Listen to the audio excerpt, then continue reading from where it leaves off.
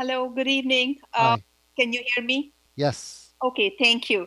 Honorable Mayor, City Council members, Madam City Manager, staff, thank you for this opportunity. My name is Kiran Varshnaya. I am the board member at Cupertino Library Foundation, and I am coming to talk about in support of the library expansion project.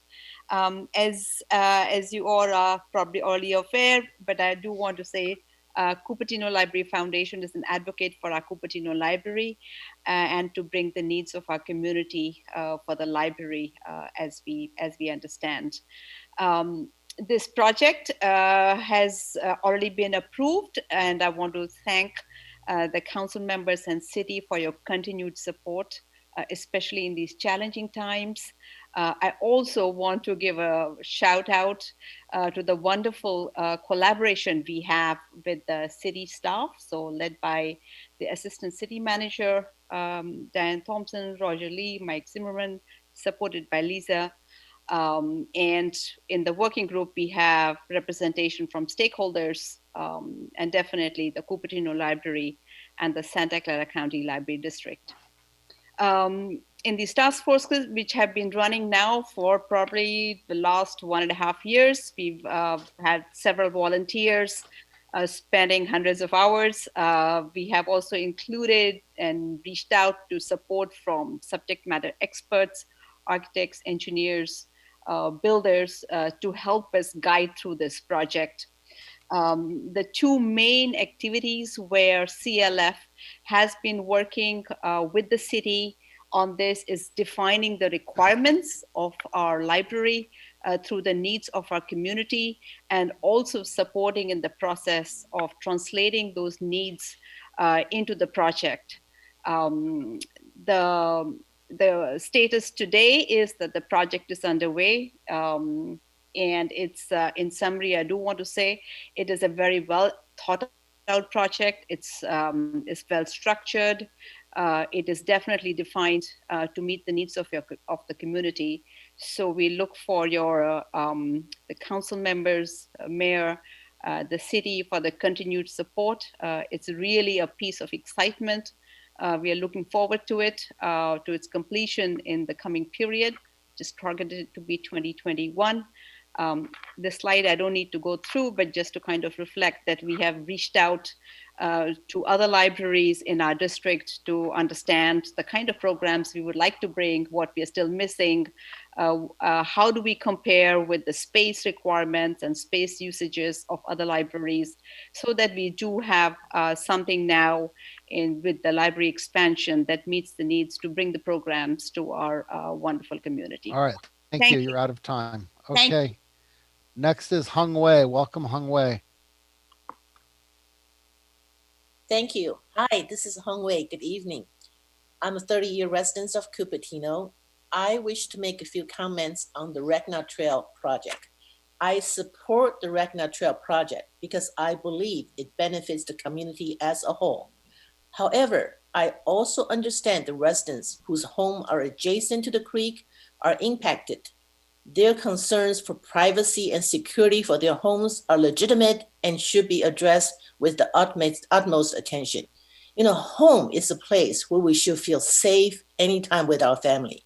Therefore, I think their request for additional money to provide with the safety barrier for safeguard their home is not unreasonable.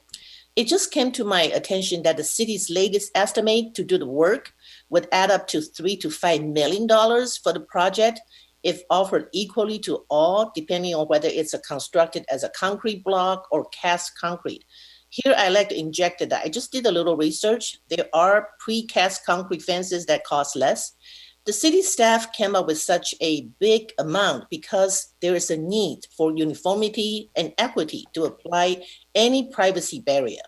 However, if I understand correctly, the motion that the city council proposed and passed specifically mentioned that not all homes can be treated the same because of their proximity and vulnerability are different.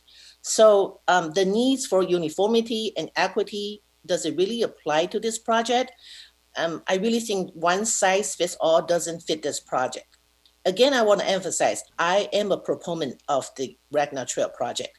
I wish this project to go forward as smoothly as it can be without another more opposition or another vote. So if the neighbors are not asking for millings, and if there's just a chance to bring them aboard by providing what they want within a reasonable budget, why not give it a try? The council, I propose the council doesn't need to allocate more budget for now, but instruct the staff to work with a few residents and come up with some reasonable estimate. If the estimate comes within budget or close to budget, then we can bring a win-win situation for all. If it comes into millings, then the neighbors would at least know that the city gave it a try to try to satisfy their needs. This community has been divided over this project, and I really believe it's now the time is to heal the divide. The city council can take the lead, find a solution, or at least make a final effort to find a solution. You know, leadership is not about being in charge. It is about taking care of the people that in your charge. And I think this Retina Trail project will be a time for our city council to take care of the residents who love the trails, give them the trails, move it forward. Don't delay. The residents who need protection, find a solution. Thank you. Okay. Next is VG. Welcome, VG. Can you hear me, Steve? Yeah. Okay. Well, if you could speak a little closer to the microphone. Okay. How about now? Okay. Okay. Hi. First of all, I would like to answer Kitty Moore's question earlier. She had a question about vehicle acquisition totaling 960K. I think there's about 625K is allocated to buy a new replacement vehicle, which includes 400,000 to a new Vector truck. However, I do not know what a new Vector truck means. So now going to Retina Trail, some residents believe it's a waste of time to bring this trail to council for approval again and again, since the 65% design was approved last year. It is high time the staff and the council educate the public. The city has a process they should follow before it brings a CIP project into construction. Maybe the council members also need an education on the process, because you have skipped sending this trail project to Planning Commission and Parks and Rec Commission, and have also allocated dollars on a CIP project without adding it to the agenda. Yesterday, Planning Commission had a meeting on the CIP projects for fiscal year 2021, and Retina Trail was not discussed.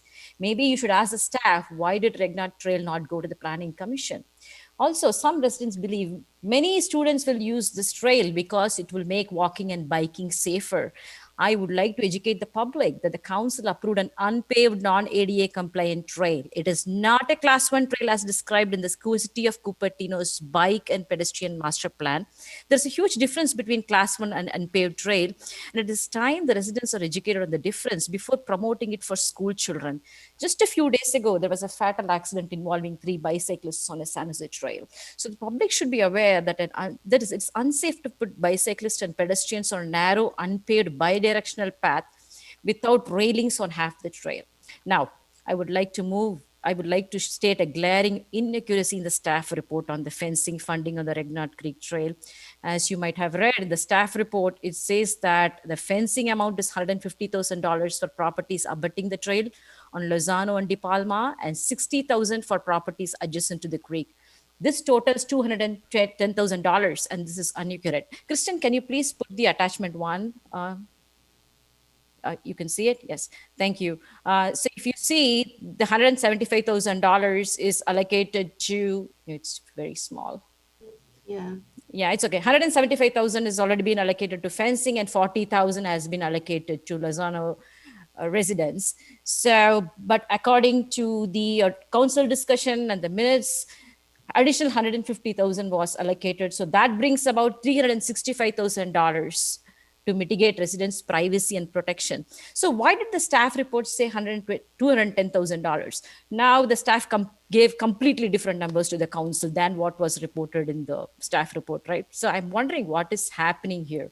Was the city staff planning to take away the money allocated to the residents to cover other expenses of the train? Did the staff change the presentation after receiving the emails from residents alerting the city staff on inaccuracy? As you're aware, the city is still in the process of earning the public's trust on financial transparency because of the past actions of a former city employee.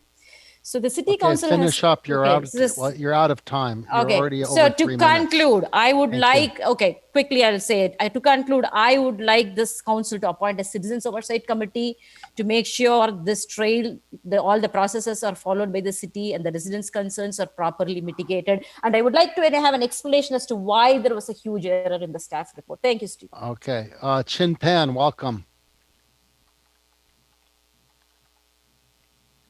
Chin, are you here? Can you hear me? Yeah, go. All right. Okay, great. Yeah. Thank you.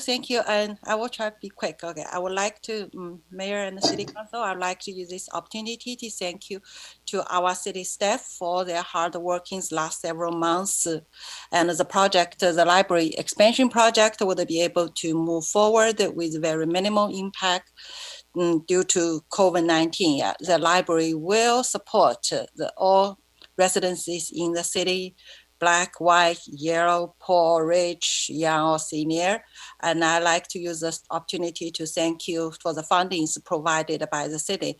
And I like just to have 2 quick points. Next slide, please. Yeah, the community has already spoken. Yeah, we really want the program room much more than everything else.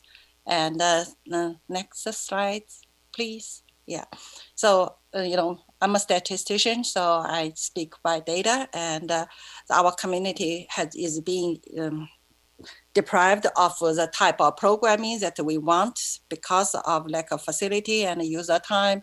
Cupertino is second to the last in the number of programs. Yeah, and I'm so happy to see the city website already posted the information about this project, and I'm here ready to start fundraising. Thank you for your time. Okay, thank you. Thank you for being brief. Next, we have J.R. Fruin. Welcome, J.R. Good evening, Mayor Scharf, members of the City Council. I'll keep this very, very brief. I just want to register my support for the Regnar Creek Trail, and I would really urge you all to not create lots of opportunities to relitigate this issue. We've been through this many, many times. You were all there until 4:30 in the morning in September. The trail was approved unanimously. And you know what it's like as advocates yourself when you've been on the other side of the podium and you're there until that early time in the morning, and council either decides not to listen to you or later goes back on its word. So please don't do that. Support the trail. Thank you. Wow, thank you for being brief.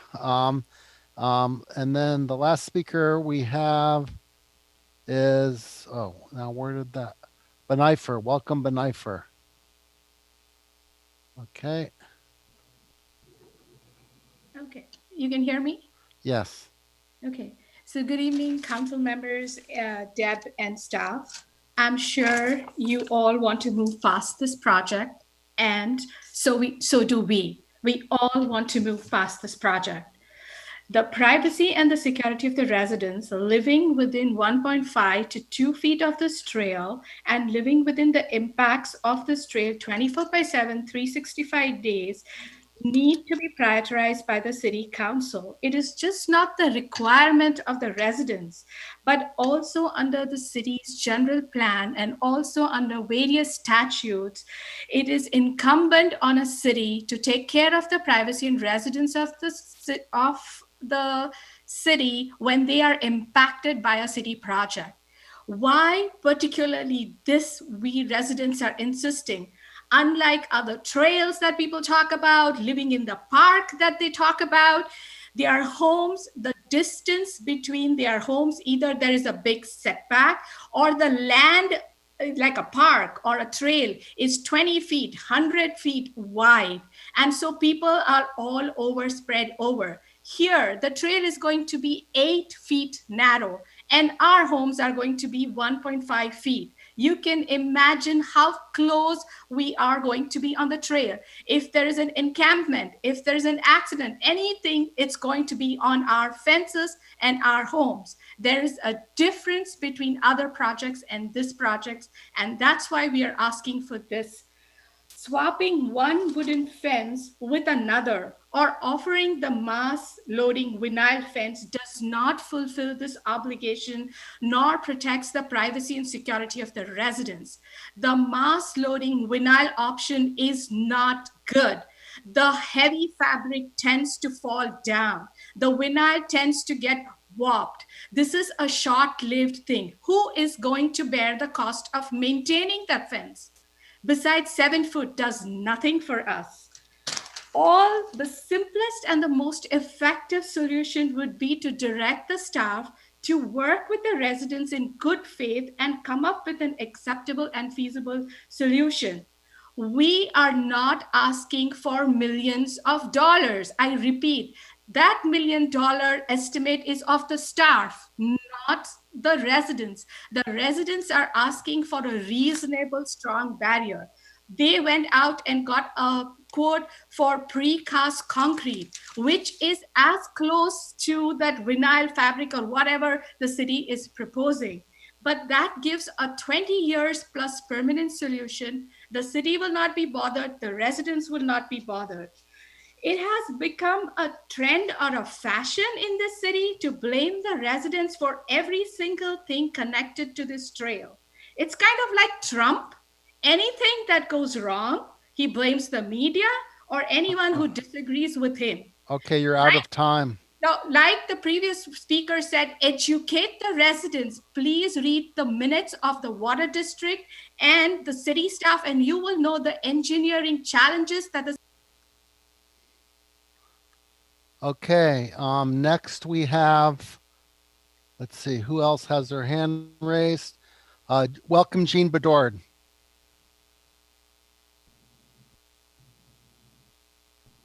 Hello, Jean, are you Mayor there? Scharf. Can you hear me? Yes. Thank You you. have 3 minutes. Thank you. Don't worry, I won't be long. First of all, my name is Jean Bedard, and I am a longtime resident of Cupertino. And as you know, I regularly attend these meetings, even though they're on Zoom.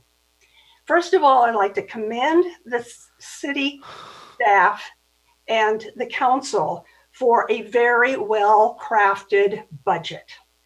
Obviously, the city has had to cut back because of the COVID-19 effects, but the reductions that have been proposed are quite reasonable. The CIP budget is significantly reduced from what it's been in the past, and that's consistent with what's happening with your revenue.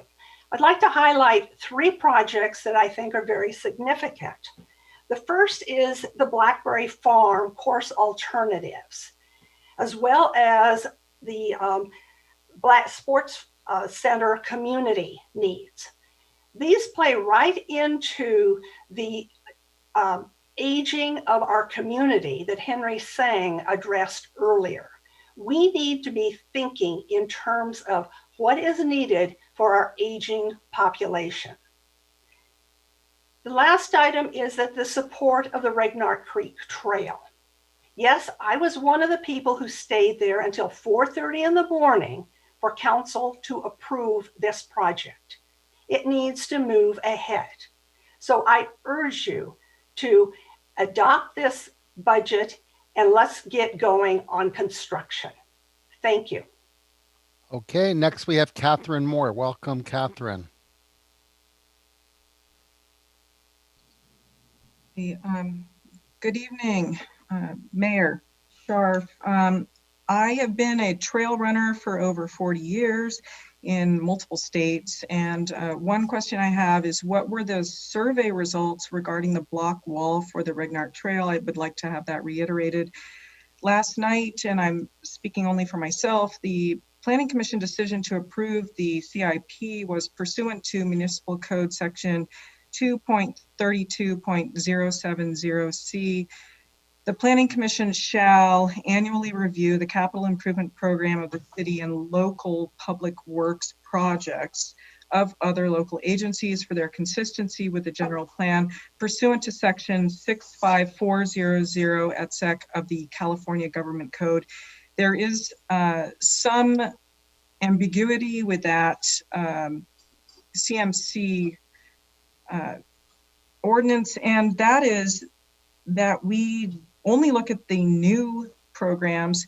And even with that, we don't look at all of the new programs, and some of the new programs are actually old programs. So there was some issue there, and that we look at what other local agencies have is another ambiguous area which we need to have straightened out in the future. So with regards to tonight's budget, I greatly appreciate every effort that the city staff has made to reduce the city budget during these difficult times. And I hope that you are able to approve it this evening. And thank you very much for your work. Thank you. Okay, thank you. Next, we have Coop Totino. Welcome, Coop Totino. Thank you, council members, staff. I live fairly close to Council Member John Willie on the east side of Cupertino High School. I've been riding my bike to the library for about a quarter century. My kids did it with me when they were younger, and as they got to middle school, they did it by themselves. We did it without a creek trail. We went through Wilson Park, Creekside Park, along Rodriguez Avenue. We got there and back many times safely. I just don't understand why this Regnar Creek Trail is needed. We have some great streets that allow people to get around. I would like to suggest we might have some different priorities. Housing has always been an issue in the Silicon Valley and in Cupertino. I'd like to echo what my neighbor Connie Cunningham suggested. Let's boost the priority of very low income, extremely low income housing. Let's bring some diversity to our great city. Thank you. Okay, next we have Elango Ganga. Welcome, Elango. Are you able to hear me? Yes. Okay, thank you. I'm Elango Ganga. I'm a Cupertino resident, and I'm also a member of the Bicycle and Pedestrian Commission. Today, I'm going to speak on behalf of myself. So the first thing I'd like to bring up is on the prioritization for the deferral. In the study session, 2 of the council members asked for it, and the third council member supported it in publishing what the process is and bring back the details with itemized project costs and so on. Whereas I did not see that coming in. If you look at the resolution, they are just specifying those projects that are handpicked by the staff members. The elected council body, the people's representative, should be making that decision in terms of how you spend the public money and what to defer and what not to defer.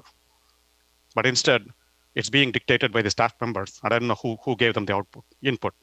And about the process, it did not come to the Bicycle Pedestrian Commission either, right? This is an advisory body, and then people are complaining that advisory body should be making some decisions, and whereas the staff and the city manager did not take time to really bring it to this advisory body. It did not, it doesn't also, some of the handpicked projects are mid budget approval, mid-cycle projects. They don't even send it to the Planning Commission for general plan compliance either. Right? So that needs to be fixed. And in future, if you're bringing any project to the council, and if it is related to policy decision, that needs to come to the commissions, okay? Bike commission or park commission or planning commission or whatnot before you bring it to the council, and that's the right process. The second thing I wanted to state is there's a lot of misinformation spread on the prioritization of the projects. Okay, first of all, in 2016 and 2018, we have prioritized in the master plans bicycle and pedestrian projects, and it was projects out of priority. A 40th ranking projects was picked out of priority, and the important projects which were set by the people and the consultants and the staff members was scuttled, and instead you brought in some other projects so that higher priority projects like bike boulevard projects, major issues are happening in the major corridors like Stevens Creek Boulevard separated bikeway projects. It's been pushed out in order to bring in these other projects where it costs a lot of money. There is a clear, bicycle, facility selection process that's been given scientifically and statistically published by the American Association of Highway Transportation Safety Officials. And that's basically needs to be followed. Cities, multiple cities follow that for making their policy decision how you do the bicycle and pedestrian facility selection. And we don't do that. We just go by whoever speaks louder and lobbying for it, and then you put those projects. And 0.8 mile or a mile cost you millions of dollars of some of these projects, whereas you can go and miles of residential streets and other streets, you can do it if you are properly doing the bicycle selection. That's what I would ask the council to do. And you should, and I don't know why in 2017 we approved the priority one project, right? The bicycle boulevard project. It's not being done, right? Please So finish up. if you really wanted the people, to bike and walk in the Cupertino, in the city of Cupertino, you need to be really, doing spending the public money wisely, so that people feel safer to bike and walk in the community. And I am a supporter of bikers and biking and walking, and I do use the city and county trails a lot. Okay, I just want to state that. All right, thank you. Thank you. Okay, so And Mr. there. Mayor, I have one email to read. Oh, okay, go ahead. Okay, no more hands raised. Okay, go. This is from Sonali Kale. The Regner Creek Trail has been approved and funded. We should not be reprioritizing or overturning previous decisions, especially as they were made through a public plan process and there was not adequate notice for this decision. We should be prioritizing infrastructure projects that will benefit the community for years to come. We need this to encourage biking and walking that will build communities with better environment and safer, pollution-free commute for our school-going kids. The same reasons the Regner Creek Trail was approved last September will still stand. More recreation, a more sustainable Cupertino, safer for student commuting, an excellent connector to parks, better parking at city center, and more. This will be a decision that will matter long into the future, and future generations will thank you for this decision. Thanks, Sonali Kale and Jadip Markbashia. Okay, so now we will bring it back to council, and I had several questions. I will go first. So I think it's for David Stillman. We saw the residents chart of how much they said it would cost for precast concrete. Are those numbers realistic or out of line? I mean, what do you have to say about that?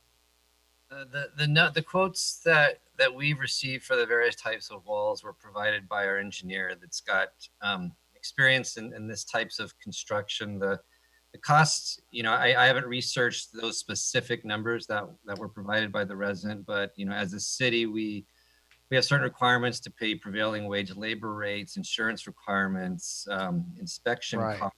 There are costs that are real costs that go into construction that are likely not represented, at least fully in those estimates. So, again, I can't attest to the specific accuracy of those numbers, but my hunch is that they are probably exclusive of a lot of those factors that the city will be required to pay. Okay, and so I saw the responses from residents about how many wanted concrete, how many wanted wood. Do we have to do everybody the same, or could we say, oh, we are going to pay up to this amount per linear foot, and if you want something else, you can make up the difference, or does it all have to be the same? Well, we certainly don't have to. It was never a thought or intention that we would need to provide everybody with the same type of fence. If most trails that you'll find in the area or in the nation, everybody's got their own backyard fence. There's no consistency along the fences, and that's certainly fine for this trail. We gave each resident an option to choose, based on the direction that we got from council in September. We gave each resident an option to choose either a standard wood fence or some type of similar composite fence, which kind of looks like a wood fence, but is a bit of a more durable material, or to keep their own fence, which is fine also. So there's certainly no need for everybody to have a consistent style. Okay, and I know somebody was claiming, oh, the MLB will fall off, but we're not talking about just hanging it on the side of the fence. This would be sandwiched in between um, two wood boards. Normally you only use one wood board on a wood fence, but this would be more of a sandwich. So the MLV is kind of protected and is not obviously not going to fall off. It would be secured between the two Right. layers of wood, and from the research I've done, it's a fairly durable material. Okay. Yeah, that was my question. Can you do partial wood, partial concrete? I mean, maybe we say we will pay up to a certain amount, and if you want something else, well, it's your backyard. You can choose to pay the difference. Um, Personally, uh, since the majority wanted the wood fence, and it's true the MLV doesn't provide as much attenuation, but as another resident did point out, and I was thinking the same thing today, this is not properties that back up to a major road or a train line or an airport. I mean, this is a trail where people will be walking and biking. You may hear voices or bike tires, but you're not going to be hearing cars and trains and airplanes. So I know the MLV does not provide that attenuation level of concrete, but it is it sufficient? Um, Yeah, and actually, in this particular setting, concrete would not provide much additional attenuation over MLV. Once you reach a certain density in the material, you really get diminishing returns. Most of the sound at that point would actually diffract over the wall, so it wouldn't really matter what the material is. If we're interested in serious sound attenuation, we'd be willing to look at providing 8-foot fences instead of Right. 7 feet, which I think would provide a greater benefit in terms of sound than a concrete wall would. So when I looked at the MLV material, um, it came, in big rolls that were 4 feet high. So I thought, oh, we'll do, you know, stack two levels of it, and that'll be 8 feet. So I was a little surprised when the wood fence only showed to be 7 feet. 7 is a typical height for a wood fence, but we can allow up to 8 feet. We'd be happy to do that. Yeah, I didn't know, how much, if that costs much extra. I mean, a lot of like you said, a lot of it is in the labor and insurance and prevailing wage, and it costs no more to build a 8-foot fence in terms of labor than a 7-foot fence. Yeah, it's an incremental increase. It might be 5% more, but it certainly wouldn't be 20% more or anything like that. Okay, so yeah, those are my 5 questions. So we will, who would like to go next now?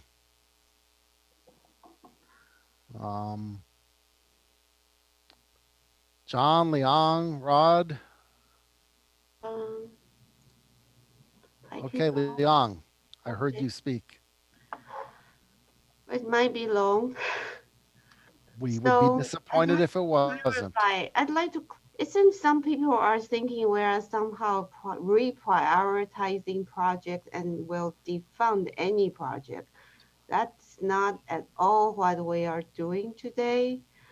In the last study session, the city staff proposed to postpone 4 projects for 1 year. Postpone the spending for those 4 projects. And one of them is the Bike Boulevard project, which in my mind, it has higher priority than Rignot Creek Trail. But I'm not proposing to postpone Rignot Creek Trail. But all I'm asking is I'd like to see what are the other 30 projects that staff did not propose to postpone.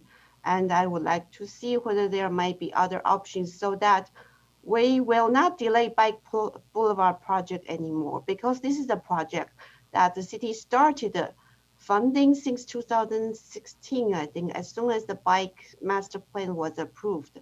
But when I first got on council, the city website showed that all phases of this project will be complete implementation by the fall of 2019. And now, none of the section is complete. So I'm concerned, what, you're delaying this again? Bike Boulevard project provides the traffic calming that a lot of residents have been asking for. And it will put bollards and ramps on the areas to improve bike and pedestrian safety. So I'm concerned why we are delaying that project again. Does that make me anti-bike, anti-trail because I asked too many questions? Then I wonder what the council member is here for.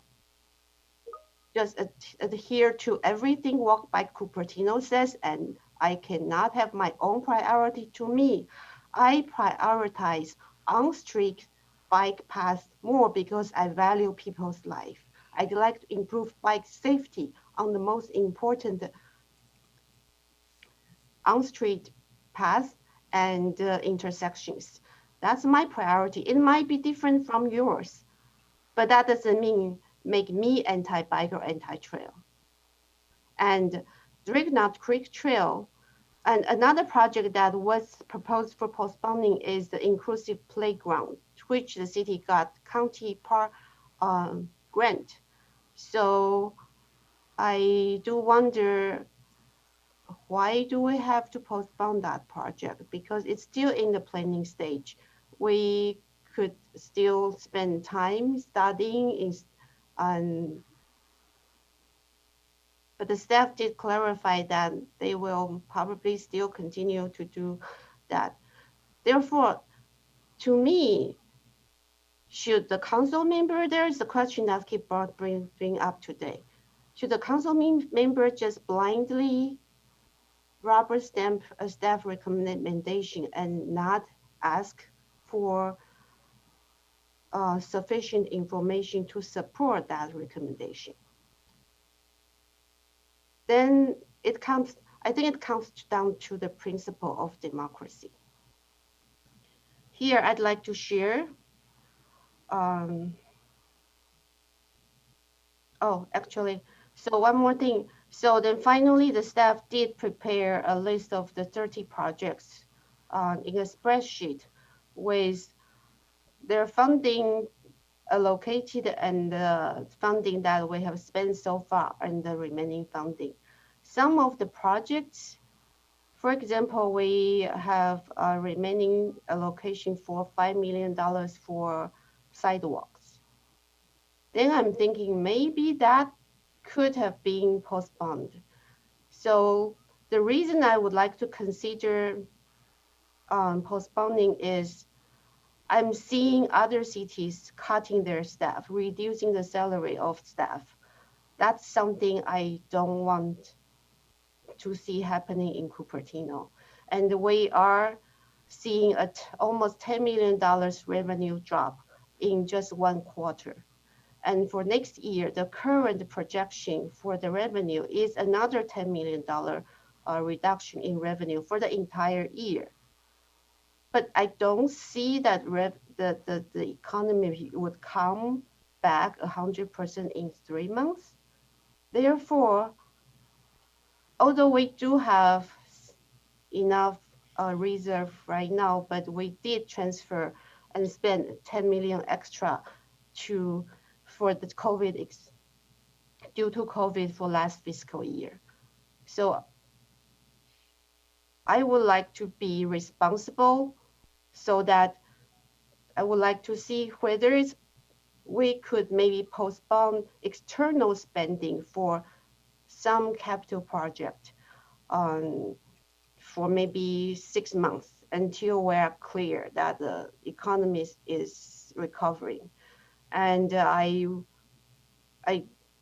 would be happy to preserve top level projects like the library expansion, Retina Creek Trail, Meaty Park, and these projects should continue forward, but maybe some other optional project like sidewalks and I think a new city hall, maybe those could be postponed, but the council will not given a chance to even discuss those possibilities.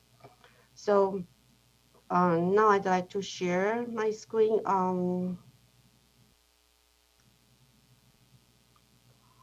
Okay, here.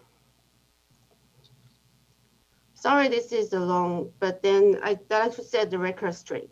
This is the Brown Act, the open government law. In Government Code 54950.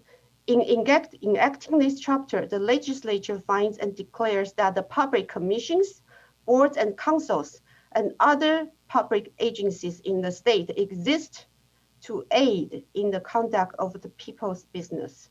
It is intent of the law that their actions be taken openly and their deliberations be conducted openly. The people of the state do not yield their sovereignty to the agencies which serve them. The people, in delegating the authority, do not give their public servants the right to decide what is good for the people to know and what is not good for them to know. The people insist on remaining informed so that they may control over the instruments they have created. And here is the organization chart of the Cupertino. You probably will not be able to see the tiny font, but what's on the very top is citizens. It's all of you. And under that is the city council. And under that, then is the city manager's office. Yes, the city manager has the expertise to provide recommendations. However, the city's staff should also provide sufficient information to support those recommendations so that the city council can understand the recommendation and the public can understand the recommendation. And we may or may not agree with their recommendation because a lot of times the viewpoints of staff might be different from the viewpoint of the public or the council. That's a democratic process. So when I'm asking for more information to support the staff recommendation, I'm not second guessing the staff. I'm not trusting the staff. I'm doing my job as a city council member. And I hope my fellow council members support me on that. I hope my fellow citizens support me on that. And otherwise, we, the council, are treated like a toddler. Here are apple and pears. Pick one. Why do I then? What other fruits are there? You don't need to know. I know best. I recommend apple and pears. Pick one of the two. That's not how we should make decisions, right? We are all educated adults, so we should be fully informed on any other recommendation that's brought forward. Even the Parks and Rec Commission make a recommendation. They should not just bring to the council, here is a final decision. We would like to know how you made that decision and then what's the process so that we can understand and then support that decision. Then it's a council decision. Otherwise, we are just blindly rubber stamping. I don't think that's what any of us want. And back to Retina Creek Trail. It was approved on the September 17th, 2019, yes. But at that time, none of the option in the feasibility study from 2018 was feasible. None of them was feasible. The city staff very brought forward a new option. The old option wasn't feasible because the bridge was encroaching on the baseball field. So the new option that was brought forward, but with no plan at all, was to move the ramp from the south side to the north side, to probably need to remove the stage, and then we probably need some land swapping with the water district. So there are a lot of factors undetermined, which is why this project has been coming back to the council, because there are a lot of complications involved. That doesn't mean we are trying to defer the project. This is sometimes good decision takes time, and this is a democratic process. It might take time, but then today we are seeing that a lot of trail supporters actually support more mitigation dollars for the residents. And we are seeing that residents are talking about accepting what kind of fences they would like. We are seeing that both sides are coming together today. How do we reach here? It takes time for both sides to understand each other. And if we try to force it through the process, that's not how things should be done in Cupertino, right? Okay, now back to the budget. I do have a question. I think some people were asking about, I need to share another screen. Some people were asking about how come the numbers have changed. So I went to look at the, let me get this. I went to look at the approval from September 17th, when we first approved this project. These were the options we considered. We approved option D, $2.2 million. Is it 2.1 million? But in the meeting minutes, it was 2.1 million. I'm not sure why. But here, as you can see, the budget here for option D includes Lozano DePalmo area improvement. Yes. And it includes private fencing, 2,600 feet wood. Yes. So these were included in the total project estimate. And then here are the minutes of that meeting. So I look at the minutes. Yeah, we approved the option D, and then we added $150,000, not just for the Palmo land, it's for general landscaping and fencing for homes adjoining the trail to address privacy concerns. So this is on top of the wood fencing and the Palmo land mitigation, which it seems, I'm not sure if we have an estimate so far. And here, in the minutes, the allocation is $2.1 million, not 2.2. So I'm a little confused by this. So can the staff clarify why there is a difference between the approval from September 17 and the residents pointed out some other number in others' presentation? So I'm totally confused exactly what we approved, what additional we might need to provide. I'm hoping an 8-foot fence that likely some type of reinforced concrete if possible. So what exactly is in the budget? What extra do we need? Yes, Councilmember Chow. So we had clarified this in the desk item that I believe you should have received prior to the meeting with respect to. We have it here. So yeah, going back to what was approved in September of last year, we approved as part of that budget was $40,000 for the Lozano De Palma properties. This one? Yes, there you go. So yeah, right at the top of the page.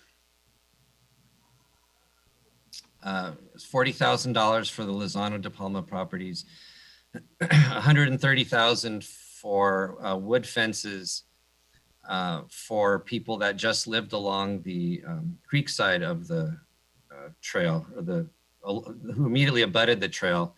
2,600 feet at $50 a foot was $130,000 was provided in the budget for that. There was a $45,000 contingency that was added on to the $130,000 along with all the other numbers in that estimate, for a total of $215,000 for privacy and security fencing. That was in our proposed budget. Excuse me. And then at the meeting, City Council added an additional $150,000 on top of that to be used at the direction was for staff to come up with a plan on how best to use that money, but specifically for privacy and security fencing to supplement the 215 for a total approved budget in September of $365,000 for privacy and security along the trail. So that is the current approved budget for privacy and privacy and security fencing. Oh, I see. Now this is clear. I think maybe the confusion is in the staff report for September 17th last year. There was no itemized cost for each item. So we are confused. Okay, so this is the current cost. So in case we want to provide, say, 8 feet fence, that's, I think one of the residents brought up an option. I understand that if the city constructed, the cost is higher because we need to adhere to a higher standard. But these fences are going to be built on private property anyway. It's not going to be city property or the water district property. So if we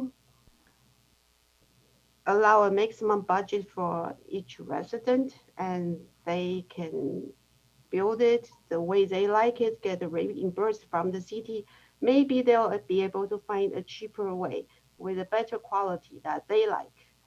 Is that possible?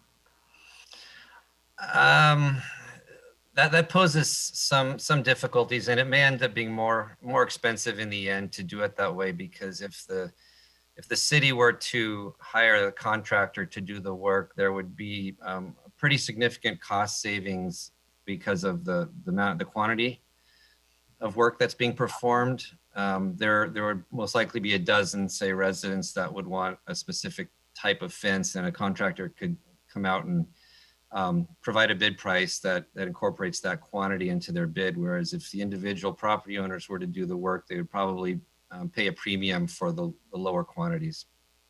I see. So that's in terms of the material, but then you are saying the city also needs to pay prevailing wage, right? Yes. Yeah, there's quite a few costs in there that the city would pay, but I would be surprised if, I mean, they might be able to get it done cheaper. They would still have to have it inspected by the city, most likely the water district. It would be built along the property line between their property and the water district property. It would not be on their private property. So, okay, so we might be able to say the city the city buys the material in bulk, but then they still need to install it. I don't know how much is labor cost, but then there's issues of coordination and making sure that the work is done. Okay. I mean, coordination with the trail work and before it opens, and there's a lot of complexities, I think, that would, and a lot of ways that things can go wrong if that work is done individually by 80 different people. So it would make sense for the city to manage the contract. If we allocate another 200,000 as Rod and Stephen proposed last time, what kind of fence can we get? That might be 8 feet. I think 7 is too short. 8 feet. What kind of fence we might get for those that's immediately adjacent to the trail? Well, so there's several combinations and permutations of fencing that can be provided depending upon what level of fencing you want to provide for people on the creek side of the trail, on the opposite side of the creek from the trail. What we proposed in our presentation was a couple of scenarios. One is if council wanted to supplement the budget by another 313,000, then that would allow us to provide a mass-loaded vinyl solution for all of the properties that abut the trail, and a standard wooden fence solution for all of the properties that are on the opposite side. So that's the first one, the first row here, right? Not exactly, not but it's exactly. But it would be 8 feet. So 313,000, we might have a better option. Yes, you would have mass loaded vinyl for everybody along the backs directly up to the trail, and a regular wooden fence for the people that live on the other side of the creek. But not 8 feet, only 7 feet? It could be 8 feet. It probably, yeah, the incremental increase in cost is relatively minor to construct an 8-foot fence. How about the Palmer Lane? They are getting only $40,000? No, we've been working with the De Palma and the Lozano residents, and we've developed solutions for both those areas. And based on the first pass so far that we've put together, based upon input from them, the estimated cost for that work is about $160,000 for those combined for those 8 properties. So they've requested, they have. So that's included in your 313 estimate? Yes, that's included in the $365,000 that we currently have budgeted. Yeah. Okay. Okay, great. Thank you. Yeah. So next, John, do you want to go? Okay. I'll start with just a quick statement. You know, I want to thank Councilman Chow for her dedication, her concern, her compassion. You know, I have 3 young kids, and you know, bike safety is important. I'm glad that we do have somebody that puts as much focus into making the right decision for the community. And so while it may seem time consuming at times, I'm happy to put in that, to allow the extra time to get the best decisions for all of us in the community on these types of issues. So thank you. I appreciate, you know, that. So where I am on this is a couple technical questions and a couple community statements. The budget is very important to us, and we take it very seriously. We do understand projects like the library expansion. Boy, of course, we want the library expansion to move at lightning speed if possible. And there's really no impact to the community that would cause us to need to be revisiting a project like that.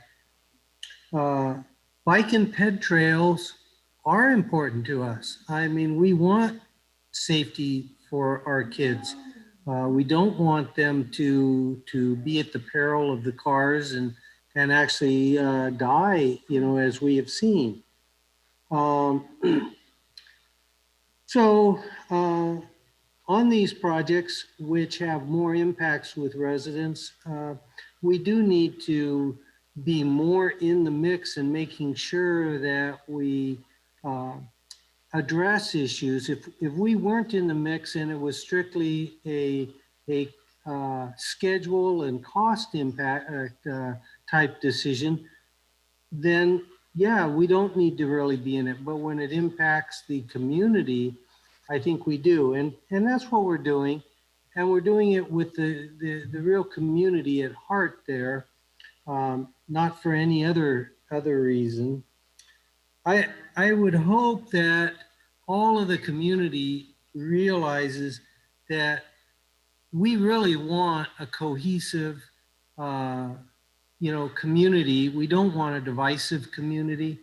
And when things do take a little longer, or we are asking questions, that everybody realizes we're trying to serve, you know, everyone as best we can, and we are going to make the right decisions for the community. So those being said, the couple technical questions, some of them David Stillman, I think, is kind of answering there, but I'm still a little bit confused. The options for the fence, $55 per linear foot for the wood fence, or $125 for the double wood fence with the MLV in the middle, and that being used specifically for the houses that abut the creek, and that we put in, we as a council agreed to the added amount of an extra couple $100,000. Does that equate to the amount needed for those residents that are abutting the creek? I'm just a little bit confused as to these overall numbers and making sure that the dollars for the different sections of the trail are accounted for. So that's the first question, technical question. Does that additional amount cover the double wood with the MLV in the middle to the tune of $125 per linear foot for those houses? Yes, so with $313,000 additional budget, we would be able to provide the mass loaded vinyl at $125 a linear foot for every property that is directly adjacent to the trail. And we would be able to provide a new standard wooden fence at $55 a foot for all of the properties that are on the opposite side of the creek from the trail. So the $313, and so that then would be the original 160 plus up to the 200 that we were saying we supported at the previous council meeting. So that puts it at 360. You need 313. So there's still another 55 left over. I mean, one of the comments at the previous meeting is somebody may want some type of treatment if they had their house at the corner of Blaney and maybe needed some different shrubs or stuff like that. Am I right there that it was 160 plus the 200 gets you to where you need to be at the 313? So we have 205 available right now for everybody, besides the Lozano and the De Palma property. So that plus the 313 will be able to give the mass loaded vinyl to all of the properties abutting the trail and the wood fence. So that's where I'm getting a little bit confused, because the 160 plus the, I'm still having trouble with those numbers. Yeah, and Councilman William, maybe I can help. The desk item does a lot to clarify the questions that you're having that Councilmember Chow had up. After the September action, we had $365,000 for fences. Oh, after the additional allotment. Right. So you originally had 105,000, and that was for the single wood fence at $55 a foot on both sides of the creek. Yeah, the desk item, it's the easiest way to look at it. We originally were putting in for that option D, as Councilmember Chow had, was the 2,600 feet of fencing. But we left that meeting in September with a budget of $365,000 for fencing. That's okay, the number. 365. That doesn't include the extra 200 that we were saying we would support. No, that's right. That's after September. That's not after June 2nd. So at the end of our meeting in September, we had $365,000 for fences. Now after September, the Lozano and De Palma residents, those properties are going to take $160,000 of improvements. For them. For them. Yes. So you take 365 and then back out the 160 for them, you're left with 205,000. Right. Okay, so that's the wood fence, both sides of the creek, along the creek.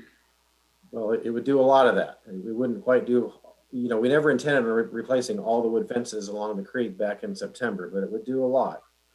But we have, the bottom line is we have $205,000 available after we've taken care of Zano improvements. And so what's in that table then is, Well, if I can interrupt there, so $205,000 dollars divided by $55 per linear foot right, comes up to 3,700 linear feet. that's correct. But there's about 6,100 total feet on the creek trail. Ah, okay. Yeah, I wasn't adding those two numbers then. Okay. Yeah. And so, you know, each side is about 3,000 feet, just generally. Okay. But so for that 205,000, that's what's available. And then if you look at the options to do the double-sided fence with the mass-loaded vinyl on the side that immediately abuts the trail, that is, I think, let's see here. I think that's,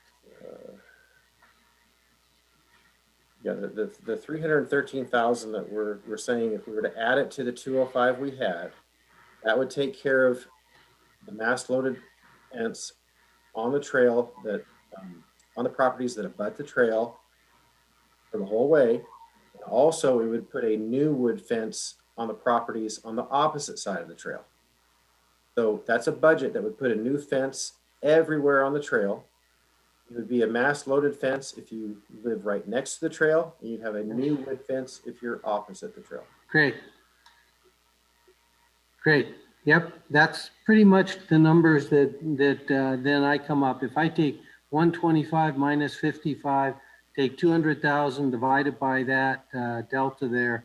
Yep, it looks like that. So everybody that abuts the trail, that extra 200,000 takes care of that more dense fence. Okay, so and then the leftover then fills in the remaining shortage for the wood fence for the other side.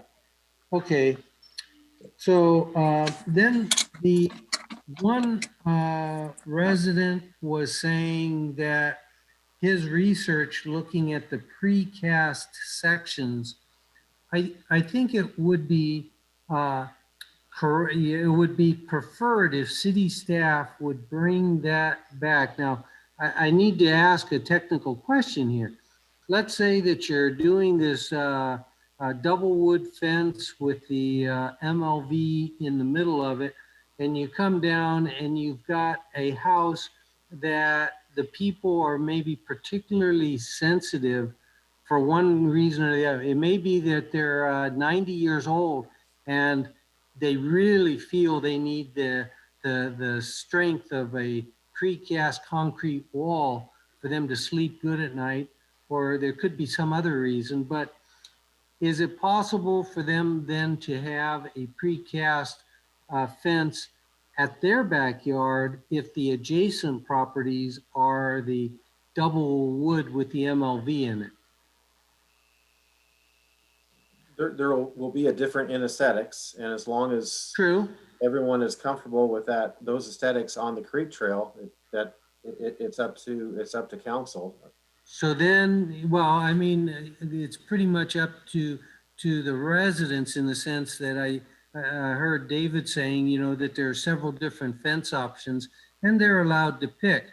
Now there's a cost difference, but one option for the cost difference, if the double wood with the MLV is 125 a linear foot, and again, I would really like to hear the numbers from staff at the next time we do get together. If the residence number was correct and it was 155 minus 25 is like $30 a linear foot. And if he's got 60 linear feet in his yard, then you're essentially talking $1,000 extra cost. You know, I realize that if it's a single install for the precast, it's going to have an extra surcharge for delivery, installation and stuff. But let's assume that there are 10 houses that decide that they want to opt for that extra precast, and at $1,000 for that extra cost. If that were the right number, I would tend to think that there would be, a number of people that would say, yeah, I don't like paying the extra $1,000, but it's a one-time cost to me. I'm going to sleep better and take care of it. So again, what I'm asking is that, solidify that number for us in terms of an option, because I believe we owe it to the residents to truly understand that, the options include that. And at this point in time, that delta conceivably would be covered by the residents. We may get down the road and find that there's some other extenuating circumstance or something. Maybe we're even under budget. And we say, gee whiz, we're under budget, and we'll allocate that surplus, dividing it by the areas that needed the extra cost for the precast. So again, I'm trying to say, please, staff, provide the whole picture so that we on the council can work with the residents to help them get the best solution for them. I don't want them to feel after the fact that, gee whiz, they could have had something different. So please.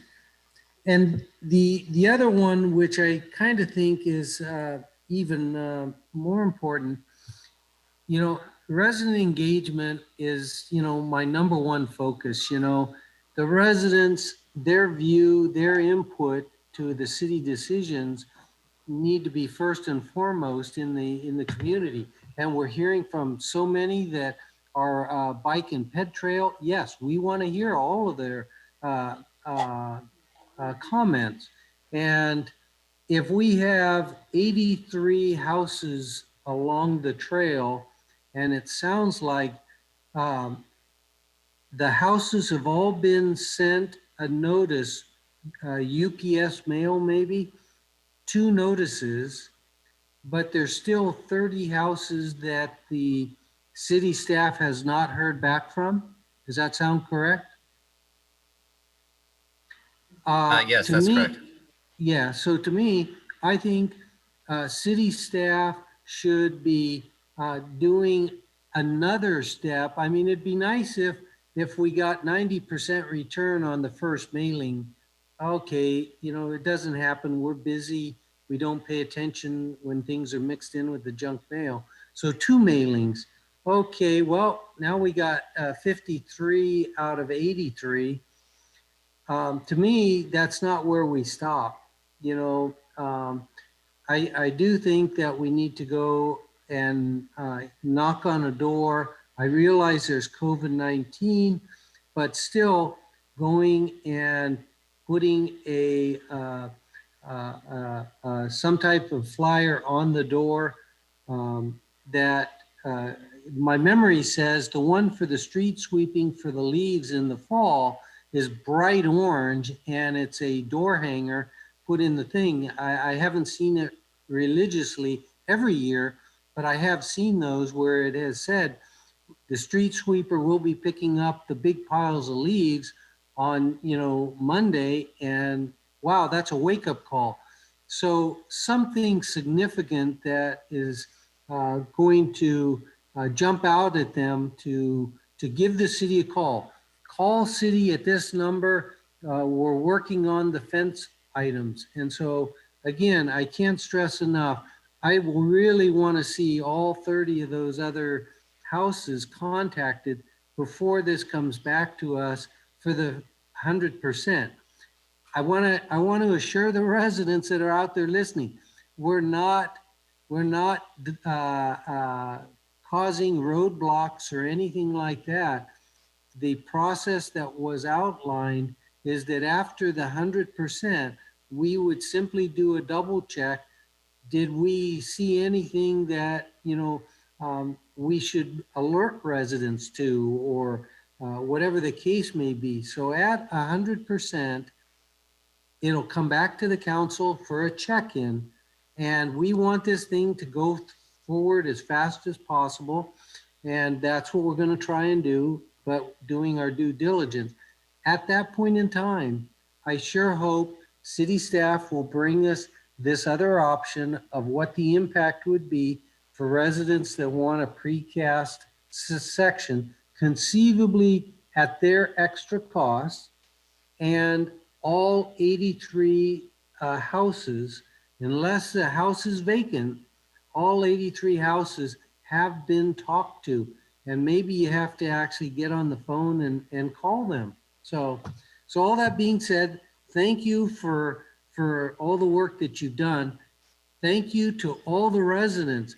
I will stay here another 2 hours if there are more residents that have input. I want to hear it.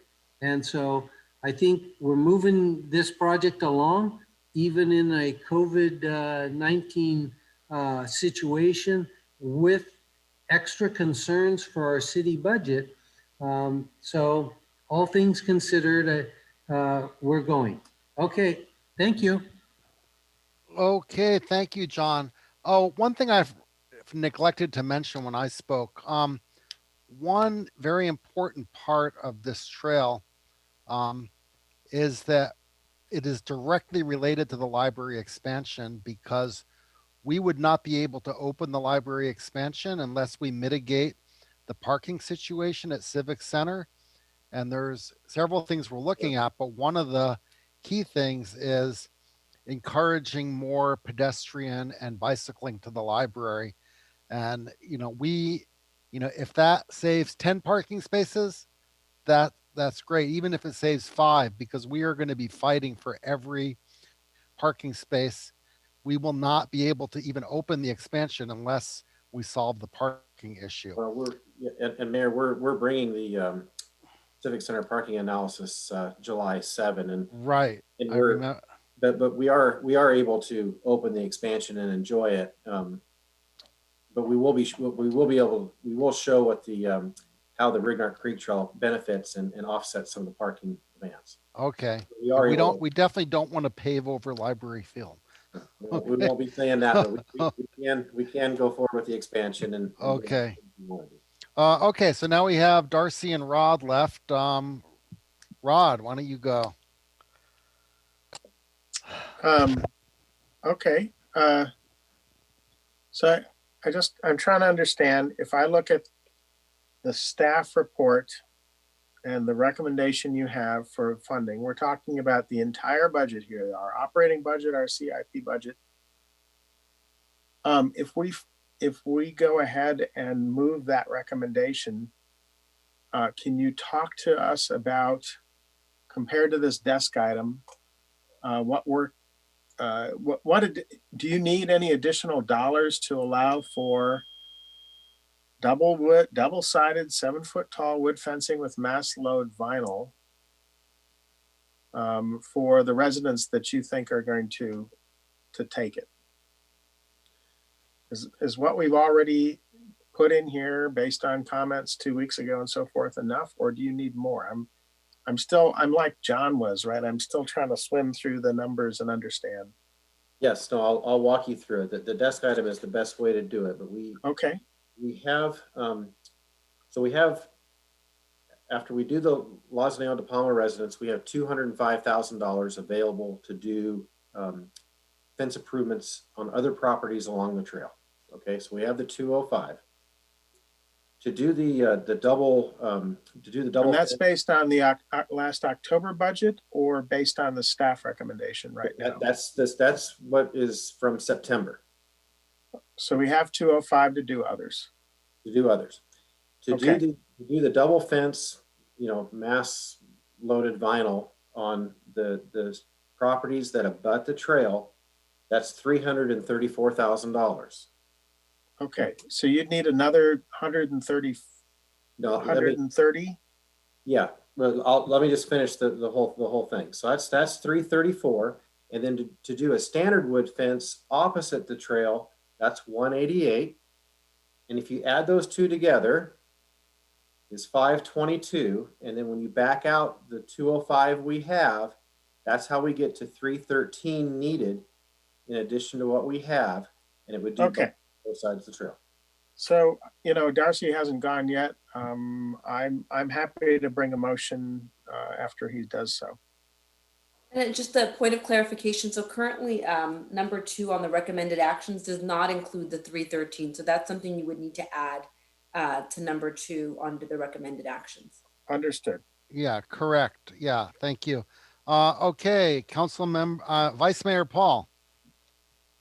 So the double fence, we're talking about 334K.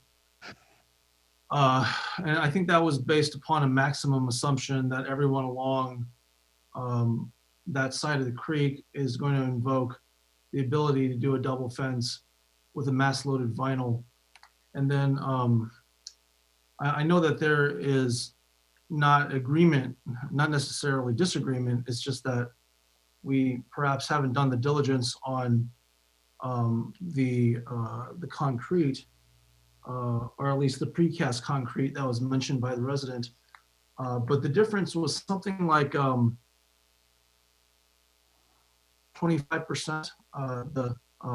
The per foot number that I think it was Elango he quoted was 155 a foot versus what we were saying was 125. I did a quick calculation of that. That's a 24% difference. So it's basically about a quarter more.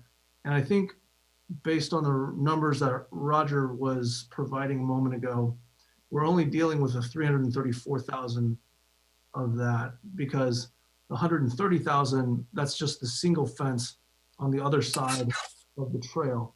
So if I take a quarter of 334, that's what, roughly 35, something like that. So, you know, when I look at it and the ask is an additional 313,000, and it seemed that from our last discussion on this, when Rod was saying that he would support adding another couple 100,000, it seems that staff has gone back, done some diligence, and is basically recommending another 313,000. You know, I realize that we may not get to the point where the precast concrete is something that is necessarily workable or feasible, or the numbers might not be, you know, in alignment with what the residents' research found. But it also seems to me that if you have such a vociferous amount of opposition along the trail, along, you know, the course of this discussion, it is something that we can, you know, address with regard to the understanding that, yes, it is a project that the majority of council is behind, and we want to be able to do what's fair to the residents right there. And if they believe that, or if some of them believe that a precast concrete fence, with my understanding of what staff was saying, is that it is really a matter of our aesthetics, you know, whether we would be okay with precast, wooden fence, precast, et cetera. Then I think that I would be supportive of taking those numbers and basically adding another 25% to their estimate, to staff's estimate of the double fence with mass loaded vinyl, such that we increase that overall budget by about 85,000. So I would suggest that we take that 313,000 recommendation and increase it by about that much, which brings us to approximately 400,000. And I would encourage staff to keep on communicating with the residents along the alignment there.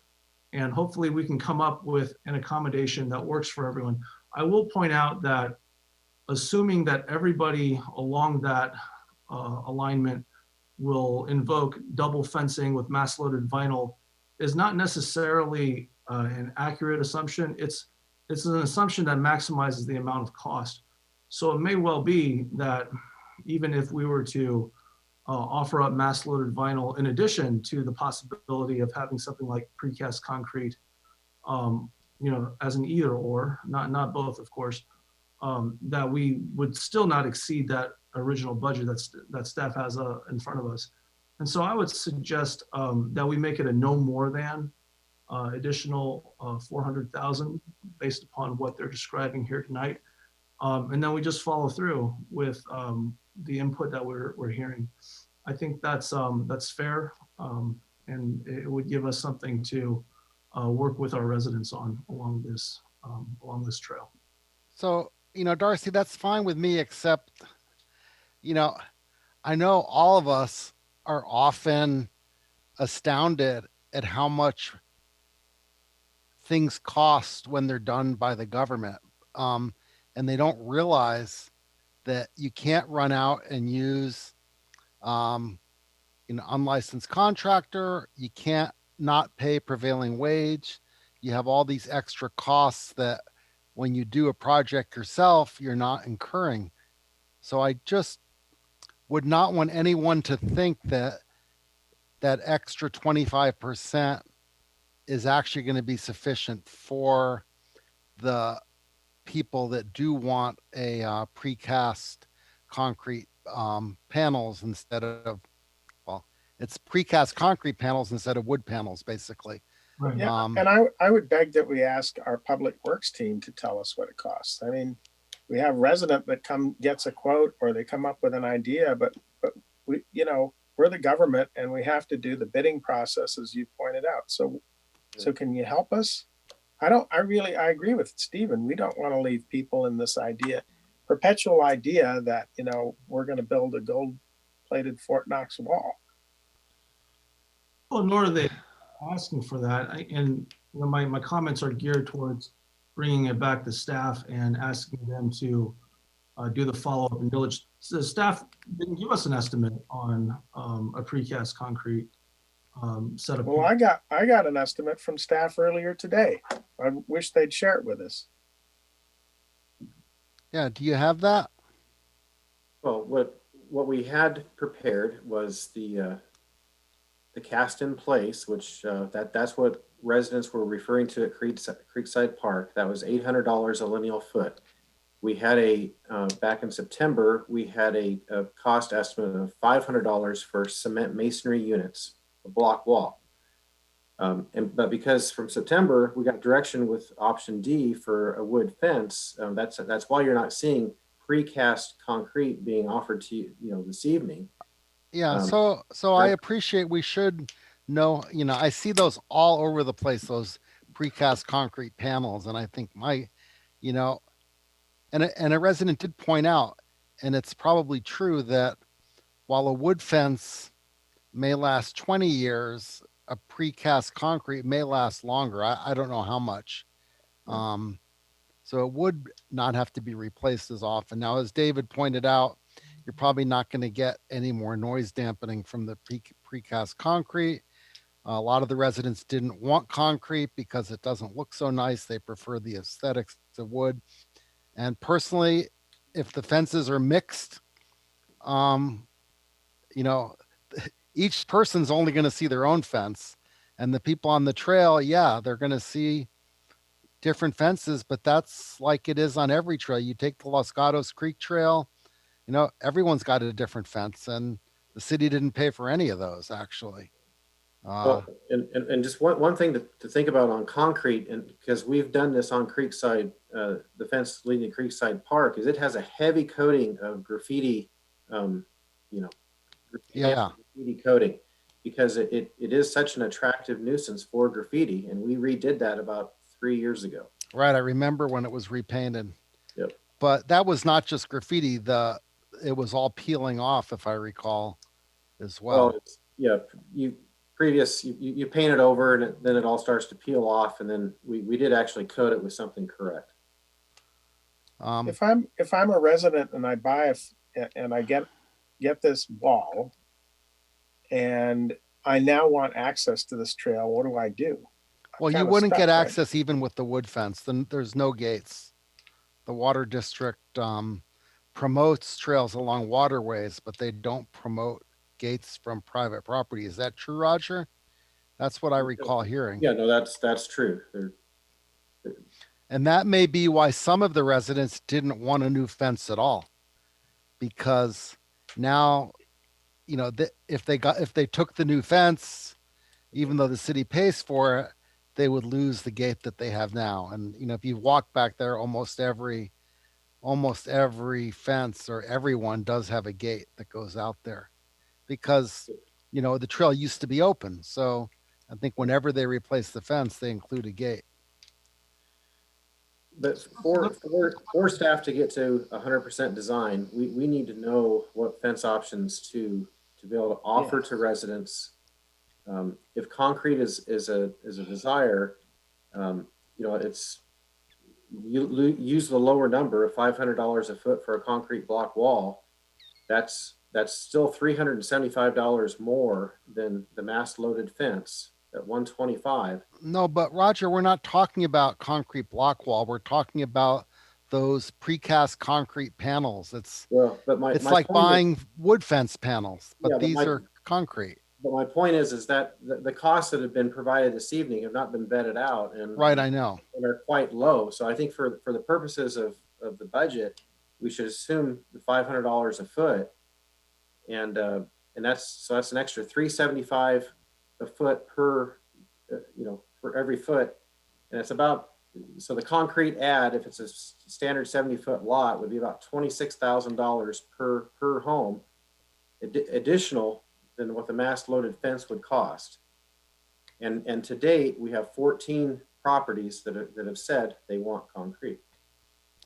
Yeah, I mean, to me, I think it's important to distinguish between the cost of concrete block and the cost of the concrete panels, because they're very different. And yes, the cost that was quoted by the resident is probably low, but we don't know how low yet.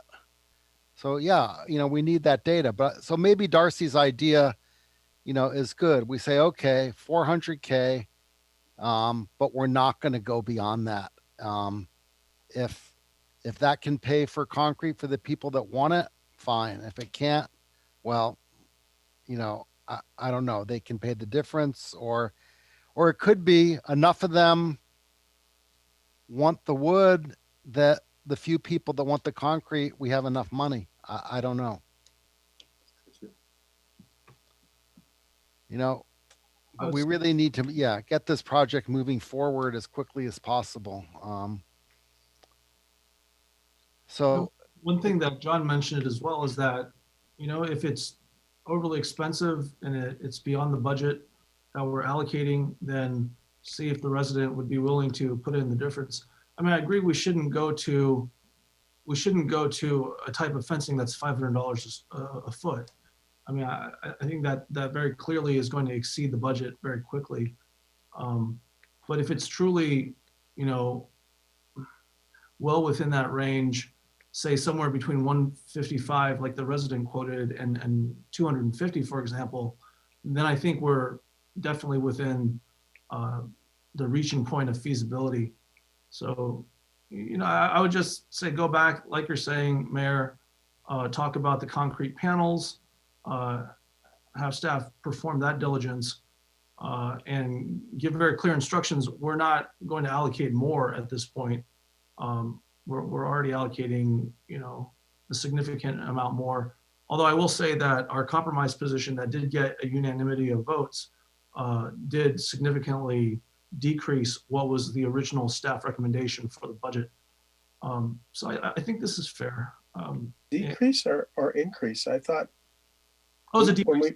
It was a significant. Well, the first staff recommendation, I should say, was not the one that was put forward in front of us that evening. I think that one was a much more streamlined project. Okay. But so you're talking about like 2.1, and then I think you moved to add another 150K, right? That's right. That's right. And before that, that entire project was at some point it was somewhere where about 6 million or something like that. And so you know, I think this is still relatively modest to, you know, what was envisioned as a most expensive case scenario. So let me just ask this. I mean, if some resident wants this treatment or that treatment, does it make any sense for us to say, okay, we'll cut you a check, you go do the fence and you have to do it? Or, you know, give us your receipts after the fact for the labor and materials. I mean, if residents think they can do it so much more efficiently, ought we pursue that? Or are we just going to get this ugly hodgepodge, or does it matter? So Rod, I mean, that's what I didn't understand. One thing that was said by Roger or David, I can't remember, you know, I thought the fence is technically on the homeowner's property, but someone seemed to say something, no, it's not.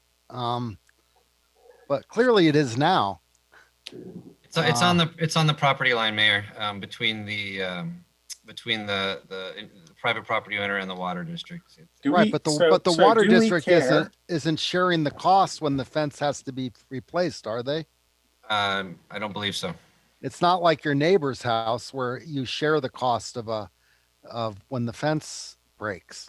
So my question is, what does city staff say if a resident says, heck no, I don't want yours, I'm going to put up mine. And oh, by the way, since you're doing my neighbors and it's costing that much, I'd like that. And I'll, then we could have you submit your expenses and you do whatever the heck you want. Is that really bad? I realize we get a very non-uniform look externally, but I'm just, for some of these folks who, whatever we propose is going to be far too expensive and bust our budget. Is that a feasible option, given that, I guess in any case, they have the discretion to tear down the fence they got and put something else up? Help me out here. Roger, I'll defer to that one.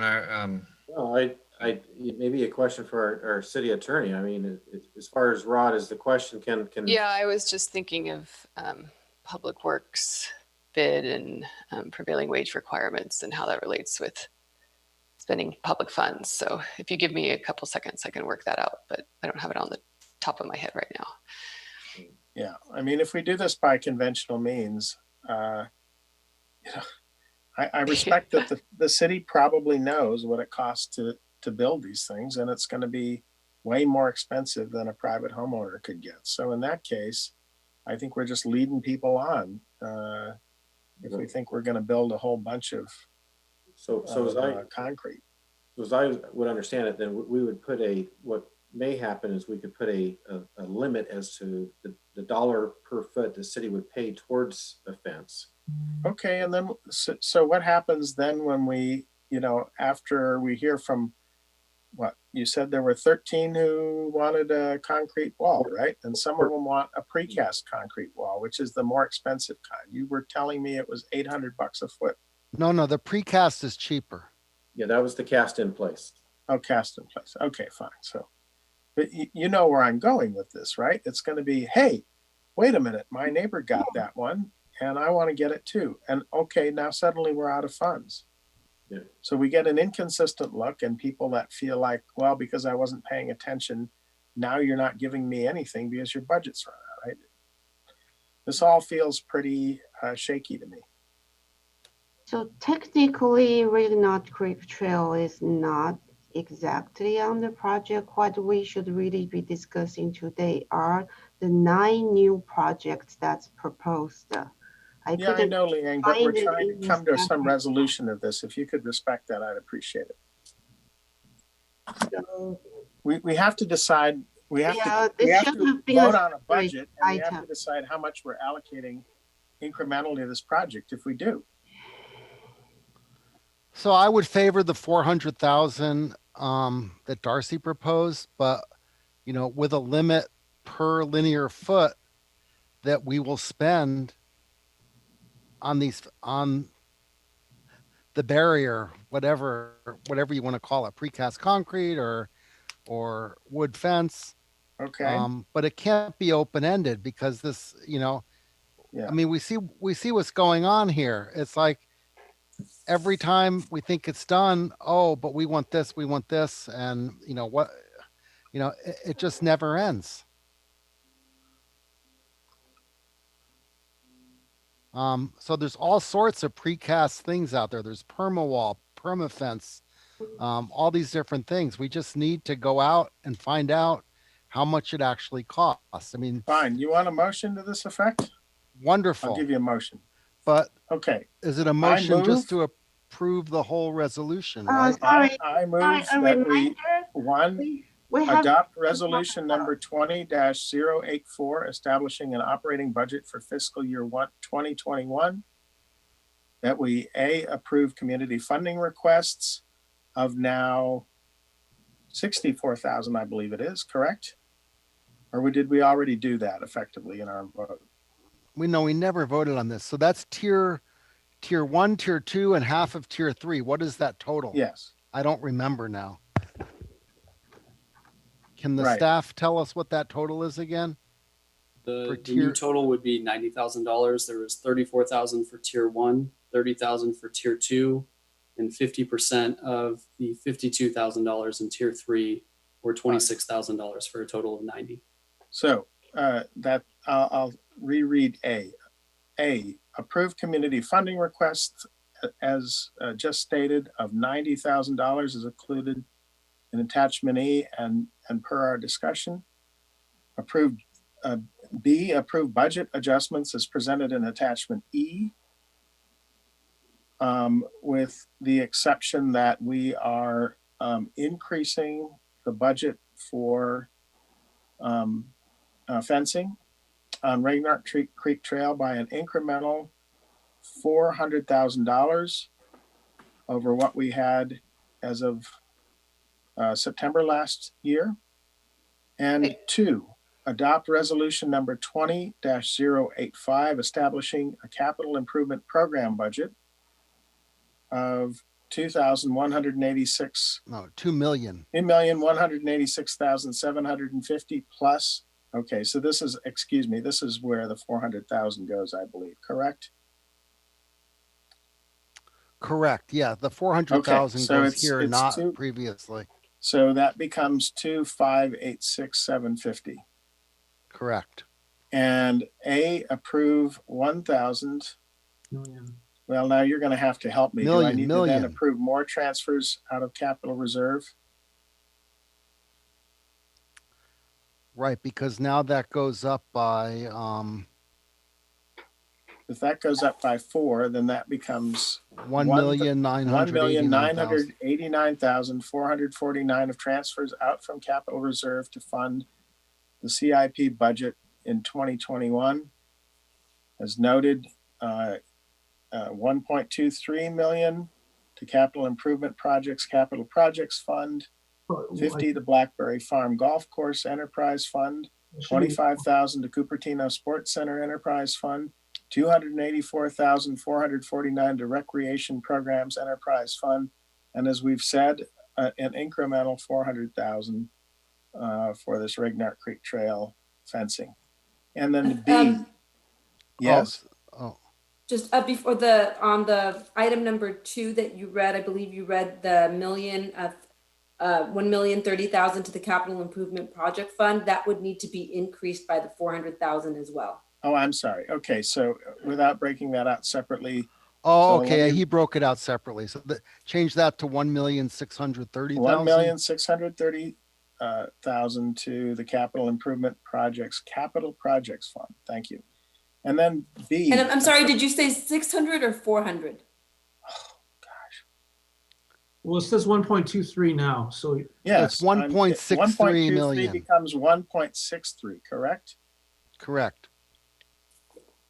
And I think I'm sorry, I believe there might have been an updated, Zach, can you chime in here? Is this the right language? Is this the most current language we're supposed to be using? So the dollar amounts in the recommended actions that are included in the actual agenda, they include, they're incorrect. They do not match the resolutions, the staff report, or the presentation. The reason being is that they had initially, when they were submitted into Legistar, had included a proposed recommended funding amount for Retina Creek Trail. Okay, but just tell us what it's supposed to be. If you could read if you could tell us what it's supposed to read, I'm happy to do it, or you can do it. But let's get on with it, okay? It's 12:40. So recommended action number 2 would be revised to state adopt resolution establishing a capital improvement program budget of $2,207,000 for fiscal year 2020-21. Approve 2A, approve $1,989,449 of transfers out from the capital reserve to fund the capital improvement program budget in the fiscal year 2021, as noted below. That would include $200,000 to the Transportation Special Revenue Fund, $1,430,000 to the Capital Improvement Projects Capital Projects Fund, $50,000 to Blackberry Farm Golf Course Enterprise Fund, $25,000 to Cupertino Sports Center Enterprise Fund, and lastly, $284,449 to the Recreation Programs Enterprise Fund. I have a question. Now, looking off Legistar, it goes from 1.23 million to what you cited as 1.43 million, but we're adding 400,000 and not 200,000. Unless what you're saying is that that 400,000 was already baked into the numbers. In which case, I'm wondering why you're adding 200 now instead of more like 85 or more specifically 87, which is what brings us to the 400,000 off of staff's recommendation. Because staff was recommending 313,000, and when I suggested making it an even 400,000, that's adding 87,000. So correct, yeah, right. So somewhere we're just adding 87,000 throughout.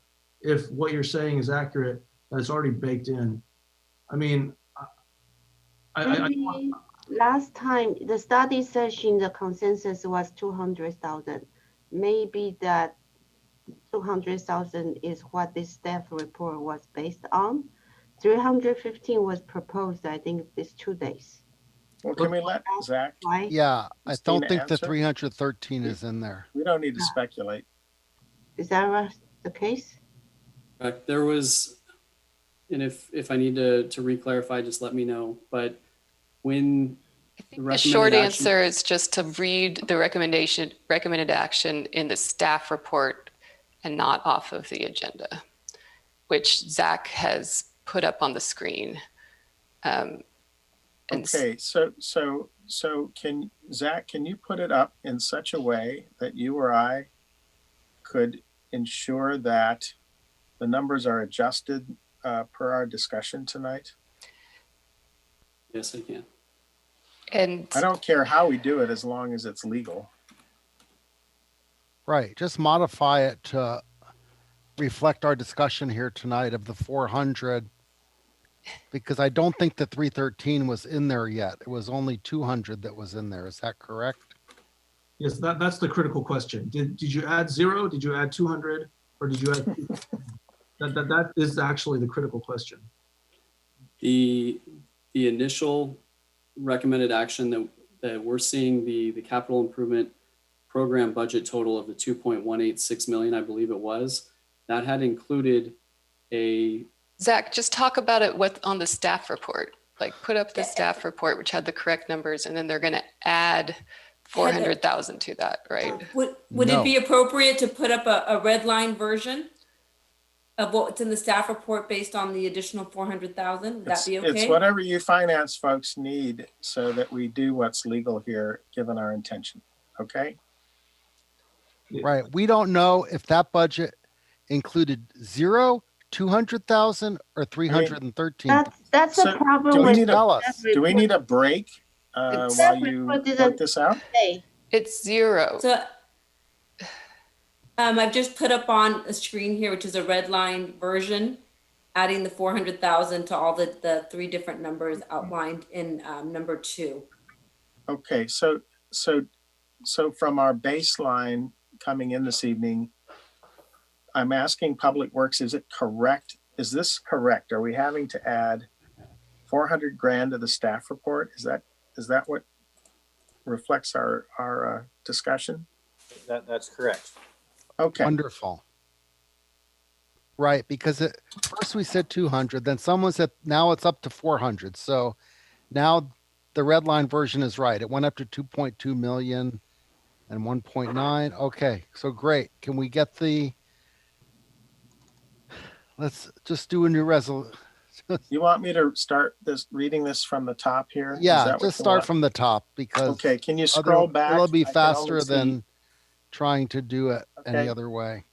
Okay, can you scroll up so I can do that? Yeah, so up is the 313 version. So we were trying to prep to not knowing where you might land. So I think what you're looking for is this 400,000 one. Are you able to see Okay. that? Right. Thank you.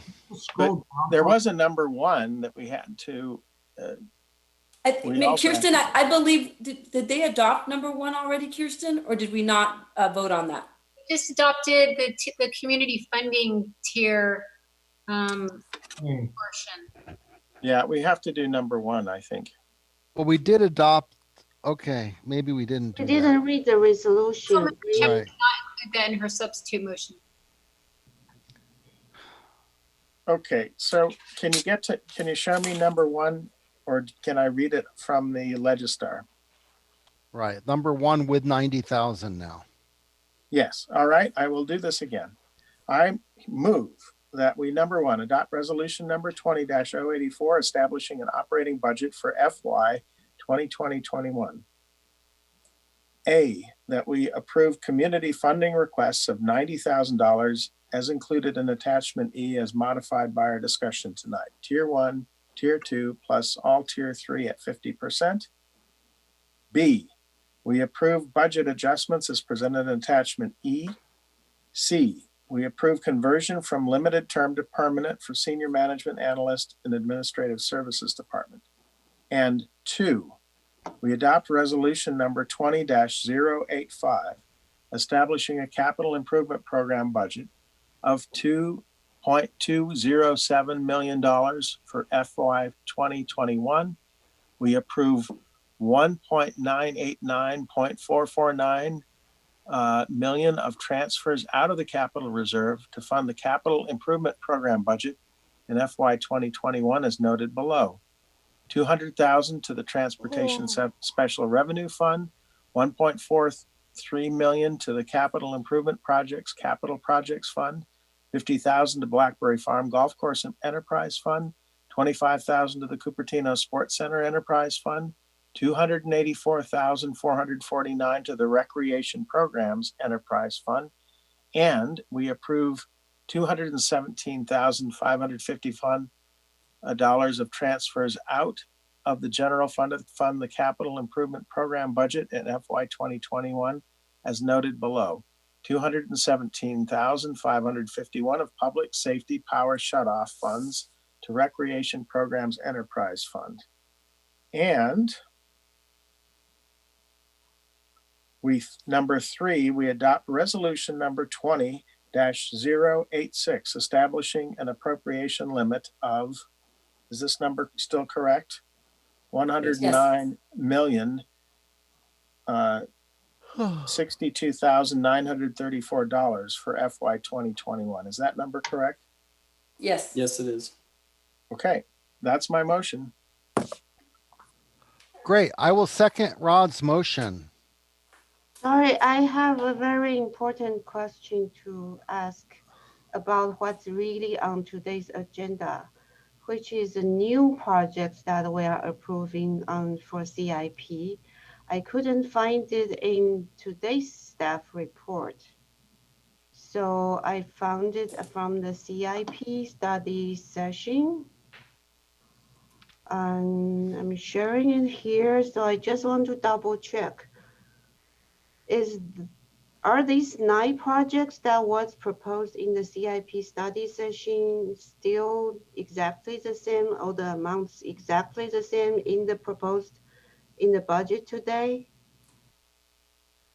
Because I couldn't find this information in today's agenda packet.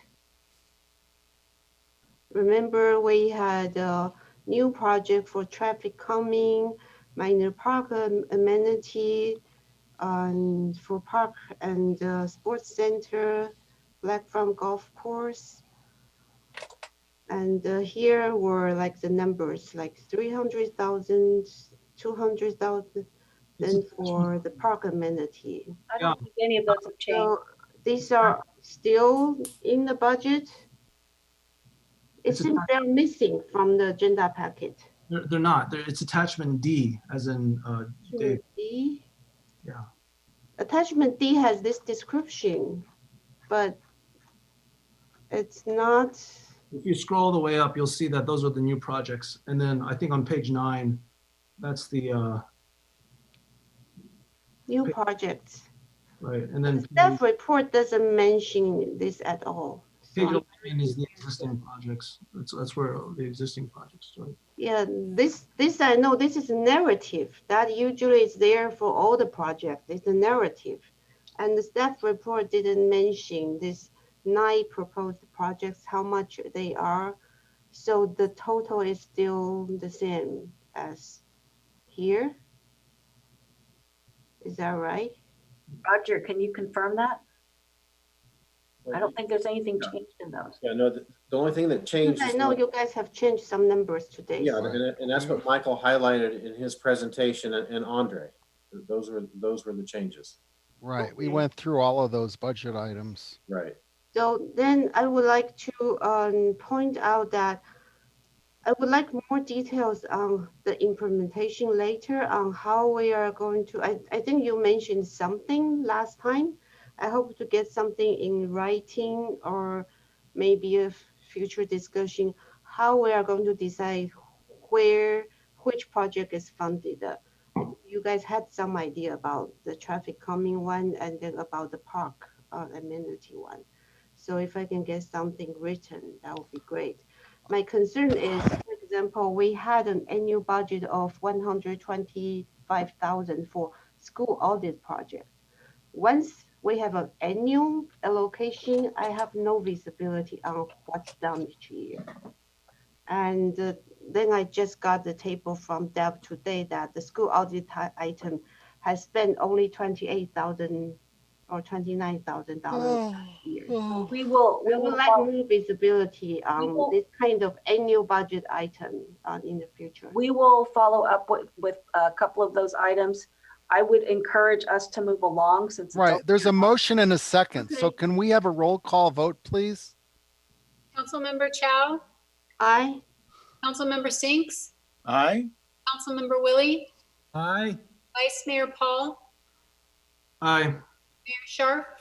Aye. Motion carries unanimously. Okay. Can I make a motion? Does anyone need a that- break? Well, I would like to make a motion that we delay the next 3 items for next Tuesday night. At this time of the morning, I think it's time to get into the practice of, moving things to the next week if it's going to go this late. So I'm making that motion. Well, we've had the attorney for the Bub Road PDA here the whole night waiting. Isn't that time That's- critical? Yes. That one, are the others, is 22 and are 22 and 23 time critical? Well, those should only take a minute, right? If we Yeah. don't have extensive discussion on these, and I don't think there will be. Let's really be quick. All right, so let's do item 22. Can I suggest, Barbara's been waiting for quite some time. Can we take that first? Sure. Okay. Yeah, I propose doing hearing number 24 immediately. Yeah. Good. Is there a second? Do this Second. item first. All right. Anyone opposed to moving 24 up to the next item? Okay. Is that sufficient, Madam City Clerk? There's no opposition. Yes. All right. So 24, potential nomination of the Bub Road Special Area as a new locally nominated priority development area, PDA, to accommodate future residential growth in the Bay Area. Staff report briefly. Please don't read slides. Just let us see them. Pew is going to start, so.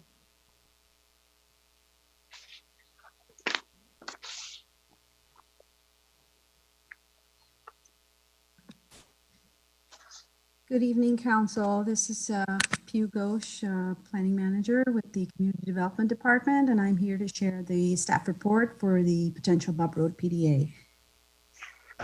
Just as background, there was a study session on the Plan Bay Area 2050 and the RENA items on May 19th, and there were some council members that indicated an interest in nominating Bob Road as a new PDA. There was a timeline with regard to nominating a new PDA, and a letter of intent had to be submitted by the city manager by the end of May. And that being a Sunday, it was acceptable to submit it on June 1st, which was a Monday.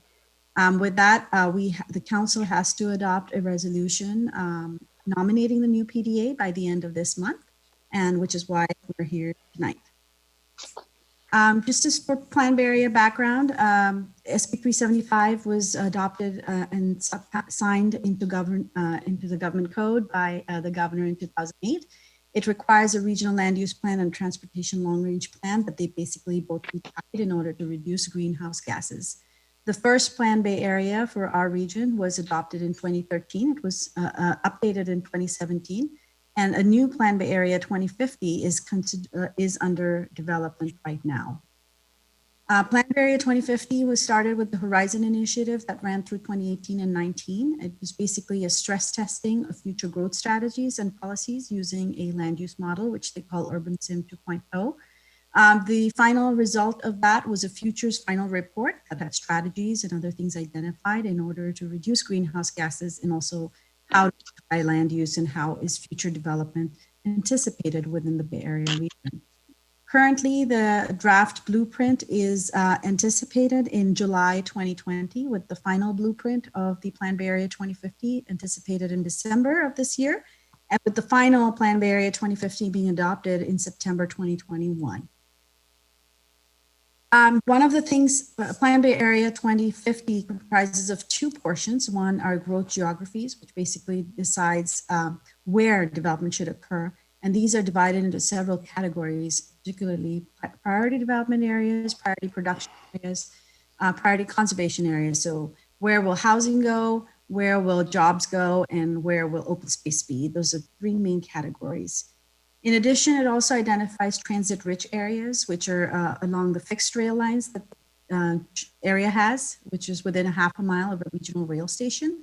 Transit-rich areas other, which is basically a half a mile of a bus line with peak period headway times of 15 minutes or less. And high resource areas, which are places that offer the best chances economic advancement, high educational attainment, and have good physical and mental health. And within a quarter mile of a bus stop with peak period service headway times between 16 and 30 minutes. And those were adopted by ABAG in February 2020. In terms of the local impact, we kind of discussed this a little bit last time. The areas identified in red are the PDAs. The areas identified in teal on this slide, the darker blue color, are in the TRAs, which are basically a half mile of bus lines with peak headways less than 15 minutes. And then HRAs, some of the HRAs, which are low density, which are high resource areas and within a quarter mile of a bus stop with peak periods between peak headways between 16 and 30 minutes. They also produced PDA eligible areas, essentially in jurisdictions like Cupertino, where the PDAs only comprise less than 50% of the eligible areas. Our eligible areas are 2,783 acres, 2,783 acres, and we only have PDAs designated of 554, which is the area identified in red in the middle of that diagram there. They essentially identified the other areas which were in teal on the last map. So in order for us to be eligible to pick our own areas of development, we would have to hit 50% of the eligible areas, which is approximately 1,350 acres, give or take, of this map. So what is a priority development area? It is an area of focused growth in communities along existing transportation networks near homes and jobs.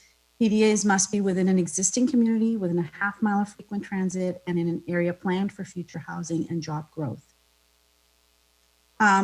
Particularly with respect to the Bub Road Special Area, the red outline indicates the extent of the Bub Road Special Area. It spans between Stevens Creek Boulevard and McClellan Road, and it is between the Southern Pacific Railroad tracks and the Highway 85.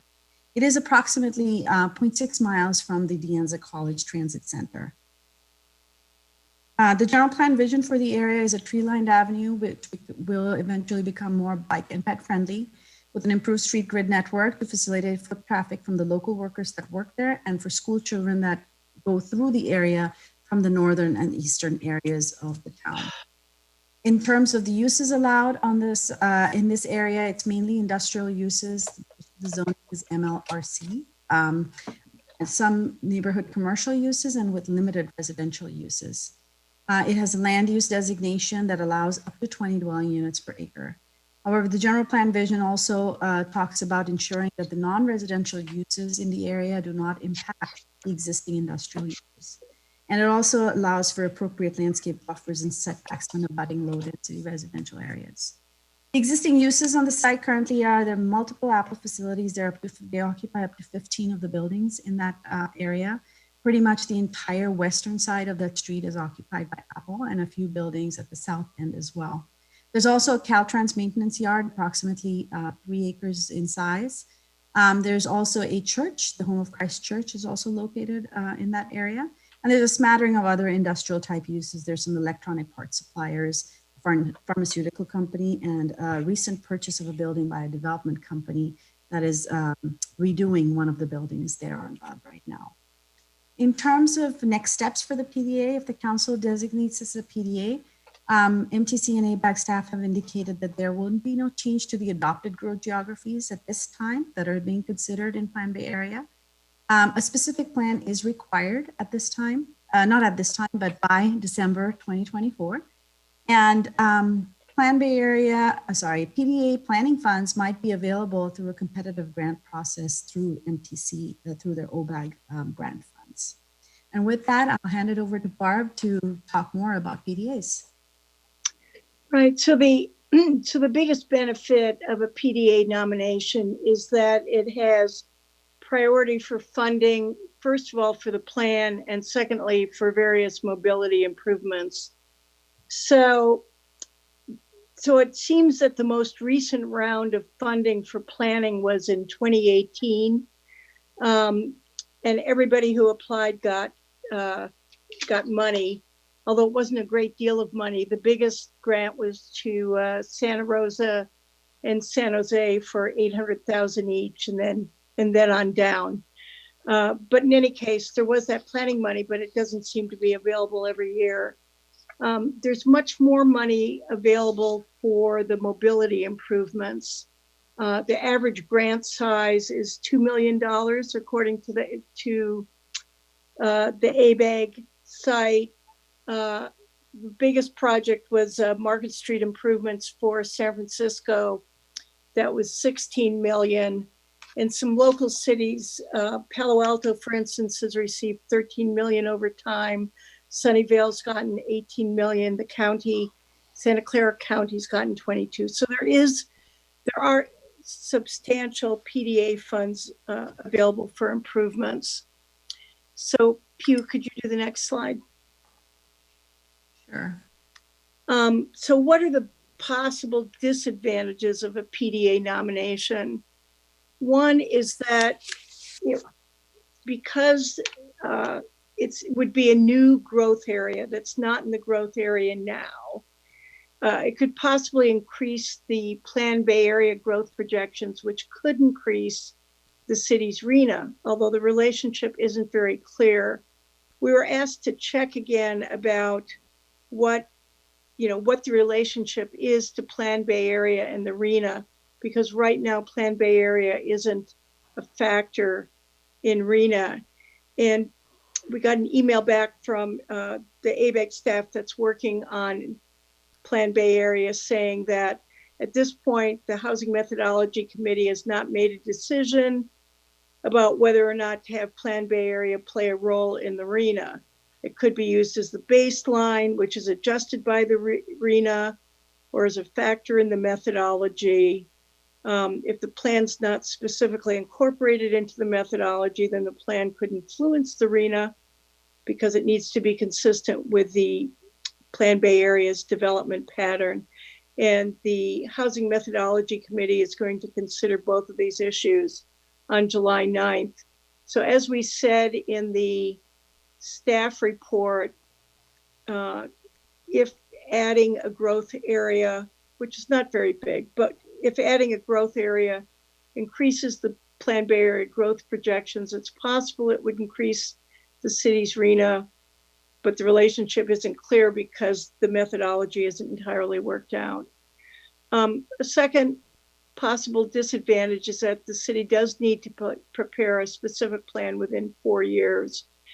And right now, the current plan for the area does allow housing at 20 units per acre, but there's no development allocation for housing in the area. So next one, Pew. Just the next slide. Sorry. Sorry, Barb, I'm trying. Just give me 1 second. It's not working. There we go. Okay.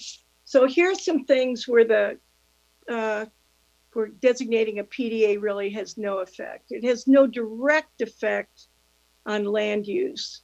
The state law, in fact, says that cities are not required to be consistent with regional transportation plans like Plan Bay Area. So even if it was included in the plan, in Plan Bay Area, and showed development that the city was uninterested in, the city is not required to be consistent with it, although it is required to do a plan, and the intent is that it would be dense, but in terms of what would specifically be there, that would still remain entirely within the city's control. In terms of an SB 35 project, Plan Bay Area, or designating it as a PDA is not a factor in whether a site is eligible for an SB 35 project. Right now, it is eligible because there is residences are allowed in the area. And in looking at an SB 35 project, the city's not allowed to look at its growth allocations. And then another area in which there would not be an effect is that when the city is looking at areas to accommodate its RENA and areas where dense housing might be permitted, you're not limited to the PDAs or the growth geographies. You can designate any suitable site to satisfy the RENA. So I there's think just that's one more slide, then we're okay. done. All right. So an alternative is to wait and develop, identify the housing element sites first with including this Bub Road special area, if you'd like, and then nominate it as a PDA during the next Plan Bay Area update in 4 years. So so right now, from my view, this is really a policy decision, whether the benefits of putting it in the PDA outweigh the possible disadvantages. And so with that, we're happy to answer questions. All right. So my question is, when we get our RENA allocation soon, or this year or next year, can we put housing in that area and have it counted towards our RENA, or does it have to be put into an existing PDA? No, it does not have to be put into an existing PDA or what they call growth geographies. There's a whole different set of criteria that sites need to comply with to be considered housing element sites, but whether or not it's in a PDA is not one of them. Right. Okay. So that's good to know, because yeah, we don't want to risk increasing our RENA just because, if you look at our jobs housing ratio compared to other cities, we have a lot of housing, and I think which Sunnyvale's slightly better than us, and then San Jose is the best. But since housing costs us money, the taxes don't pay for all the costs. We don't want to be encouraging higher RENA numbers by doing a PDA if that would actually happen. Yeah, it's very, it's very indirect right now because they don't have the methodology worked out. Right. So, I mean, I was all hot to do a PDA because I thought we had to do that in order to designate those sites as RENA sites, but apparently that's not the case. No, that's not the case. Okay, great. So that's good to know. Yeah, that was my only question. So anyone else, just speak up. I'm not going to call on you. I was interested in this too, and talked to somebody at ABAG who had this map of the PDA and had done this. And, he is working intimately with the methodology committee. And he said from his perspective, they'd well past the point where there was any consideration of a PDA, really designating a PDA having any effect on ARENA. And so then I went and I focused my questions on, okay, so what are the upsides if there's no downside? And he said he couldn't see any, given where the methodology committee is gone. What are the benefits to be had from this? And he said, well, it was yes, we could get money for planning, right? And so it sounds like typically, I didn't get a figure from him, but do you have any insight as to how much money might come from having designated this as a PDA? How much increment? I mean, we already have PDAs in the city, right? But this would represent incremental PDA and therefore incremental funding. Yeah, I mean, the funding for improvements is fairly substantial. Now, what I don't know in terms of the funding for improvements is how many applied and how many ended up getting, but on their website, they say for the improvements, the money for planning is not great, given what do you mean by improvements then? Okay, let's look at some local ones. Okay, Santa Clara, West San Carlos, Urban Village streetscape improvements, or this was in San Jose, sorry, $5.6 million. Santa Clara County got $5 million for the Capitol Expressway rehab. These are the largest grants. El Cerrito, which is not a very big community in the East Bay, got $4.8 million for El Cerrito Del Norte. That's one of the BART stations. Complete streets improvements. Palo Alto got $4.6 million for El Camino Real pedestrian safety and streetscape improvements. Okay. So you're saying that if a PDA can compete for, if I'm understanding this correctly, a PDA can compete for certain pots of money, including infrastructure, public infrastructure, that aren't available if there's not a PDA. It's planning money, but it's also infrastructure improvements. Right. There's some small proportion. Some of the money is given out. The money for these improvements is given out by the counties. Each county gets an allocation, and Santa Clara County is required to spend at least 70% in PDAs, but in fact they've spent a higher proportion in PDAs. So it's pretty hard if you're not in a PDA to get any of this money. Okay. And the other thing, the transportation, the other thing the person told me was, I said, okay, to the extent we nominate this as a PDA, does it help with, attracting or scoring a transportation project better for trying to get transit? And he said, well, funny you speak of that. I was just speaking with my colleague, blah, blah, blah. And they're talking about a transit project down Stevens Creek Boulevard from De Anza College to Diridon Station. And I said, yes, that's been a long-standing wish of ours going back 25 years. And, my fellow council member, Darcy, has been working on this and so forth. And I said, so what would the effect of this be on that? He said, well, if you nominate it as a PDA, we will in that project, we will score the project higher because now you have something immediately adjacent to an existing PDA that effectively extends it. And so that helps. I mean, he said, you know, it's probably not huge because it's a small piece of a long corridor, but everything helps. And so it would improve the scoring and therefore the, you know, the regional funding that might be available from MTC. Does that sound familiar to you? Sounds, yeah. I mean, Okay. I don't know anything about that particular funding or how it's scored and so forth. Yeah, yeah.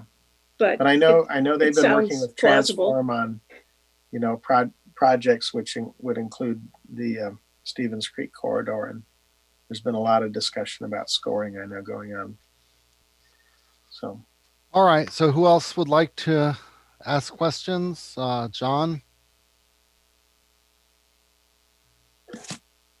No, I don't have questions. My comments are,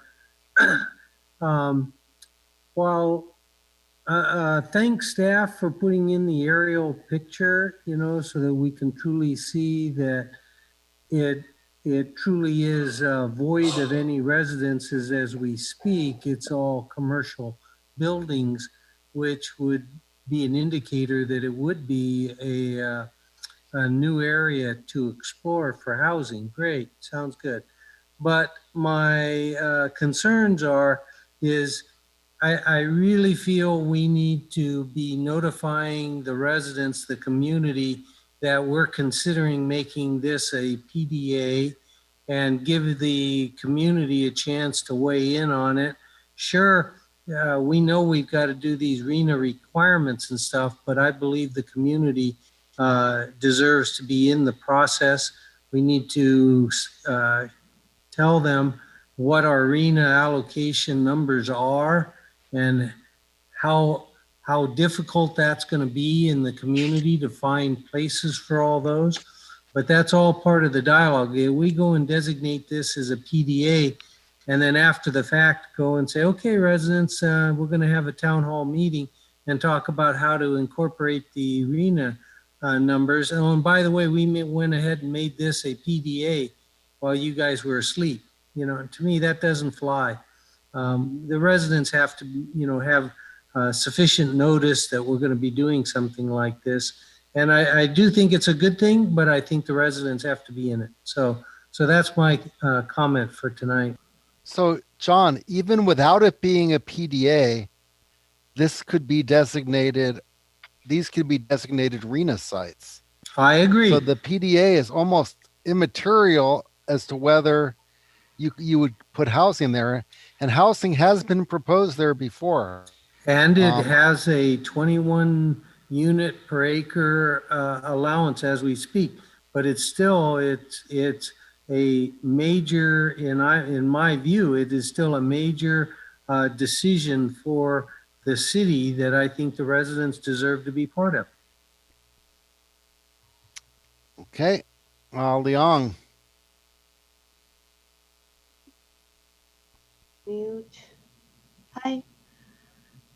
So, just to clarify, so right now it's 20 units per acre, even though there is no residential allocation, but anyone can propose a SB 35 project today, right? Yes. And with density bonus add 35% more units. So they don't really need a residential allocation today. So that entire site is all residential zoned now? I believe so. Pew should really confirm that. Yes. The entire Bub Road special area has 20 dwelling units per acre. I noticed that the north side doesn't abut Stevens Creek. Is there any reason? Yes, it is always, so 85 has historically been the transition between the urban and the suburban, urban and the rural parts of the town. And so that mouth of Bub Road right there is part of the Monte Vista special area. So as you kind of drive down, the plans for Monte Vista essentially kick in terms of the old town look and this special design guidelines and the rural characteristics of the street. Oh, so right now there are two different zones. There are two different special areas in the general plan, correct? Yeah. Great. So can we nominate a PDA at any time? Maybe not now, but maybe when we are doing housing element. And Yeah, and that's what the MTC and ABAG staff have indicated, that we can nominate this as a PDA when they do the update in 4 years, which allows the council to identify all their housing element sites, and then they will be updating the. They don't see a big change, a sea change in the way that they envision development to occur, and they say that PDAs can be nominated at that time. And in case we nominate, can we take it away later too? I'll let Barb answer that one. That hasn't been done. Yeah, has it ever been done? The funding, I don't know. yeah. The funding looks really attractive, that $5 million here, $5 million there. And so are they, what kind of projects they are for? You mentioned mobility. So are they for bike paths? Yes, they're all related to transportation mobility. Things like sidewalks, bike paths, complete streets, road diets, safe paths to schools. So they're all mobility improvements. So the current Bob Road bike boulevard current Bob Road bike path project could benefit from this. Yes. One thing I don't know is how often they have funding rounds. It doesn't seem that, for instance, it's an ongoing process. So I'm not sure if they have funding every year that you could apply like tomorrow if you made this, if you made the PDA. So in case we don't identify as PDA today, next year we find out funding is available. Can we then do it then? I don't want to, maybe we do it 4 years later and we miss the funding opportunity, and then there won't be another one for a few years, right? Yeah. From what Pew's heard, you really can only do it every 4 years when they do a new transportation plan. So we can only identify PDA every 4 years. So because they're going to incorporate it into their plan, and so and they will update the plan every 4 years. So the next update will be in 4 years. So if we nominate it, say next year, even if a grant opportunity is available, we won't be able to. I have to have plans as well. Go ahead, Barb. Go ahead. Yeah, I don't know what the answer to the question is about whether you can, nominate a PDA whenever you want, whenever there's a new funding round. That's a question I don't know. Pew did talk to them and they said, you can do it in 4 years. That's when it makes sense. But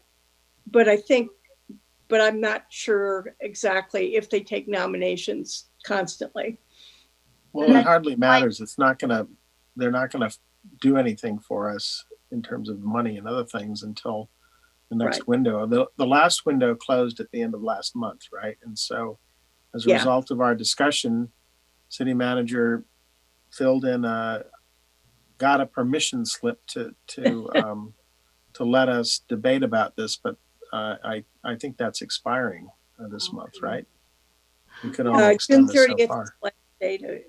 The council must adopt a resolution by June 30th to have a PDA. Which is why we're here right now. Right. So we have to decide this today if we want to do it for this round. At least we could apply for a grant for Stevens Creek, right? In case there is another grant. So we do have a PDA that we could try and get grant money for.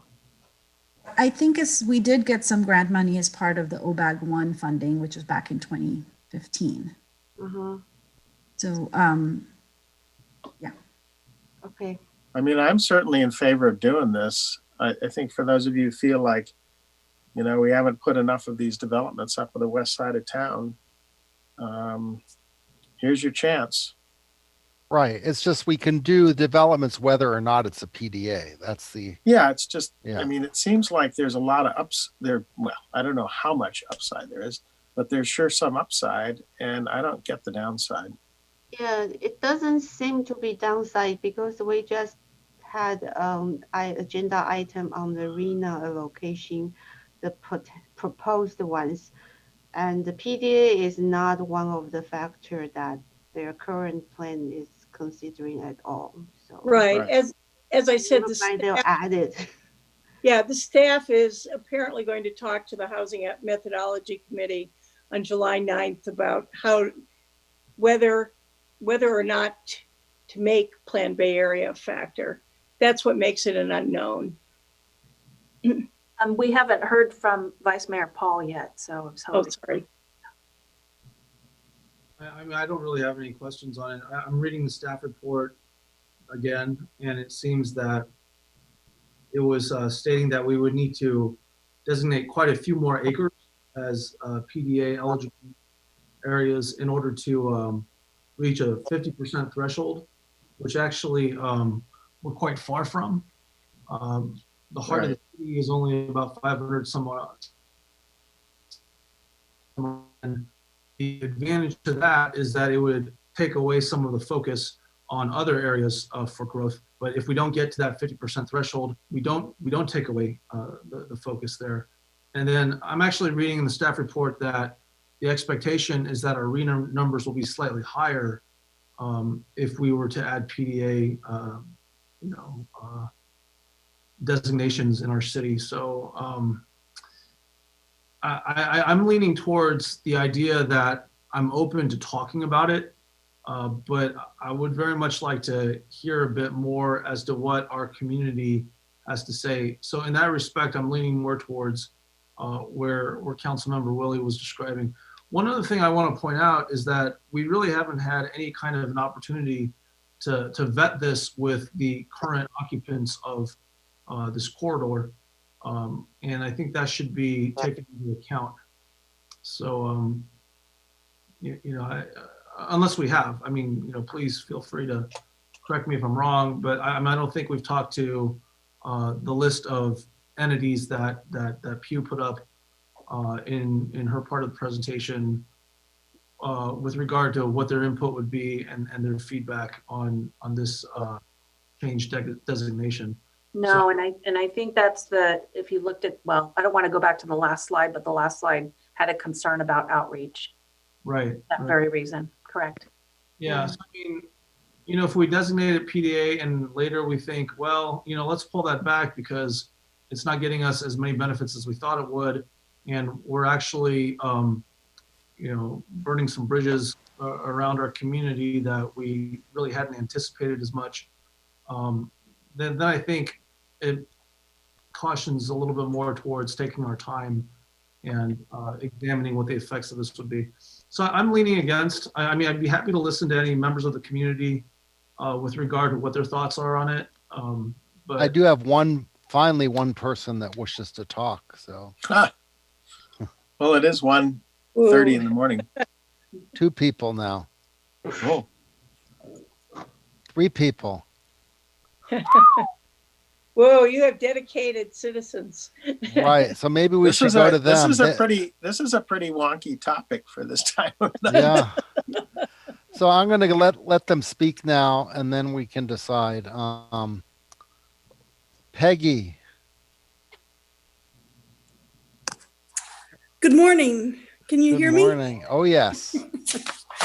I guess I feel like that from the staff report, it appears that doing this right now won't change the numbers.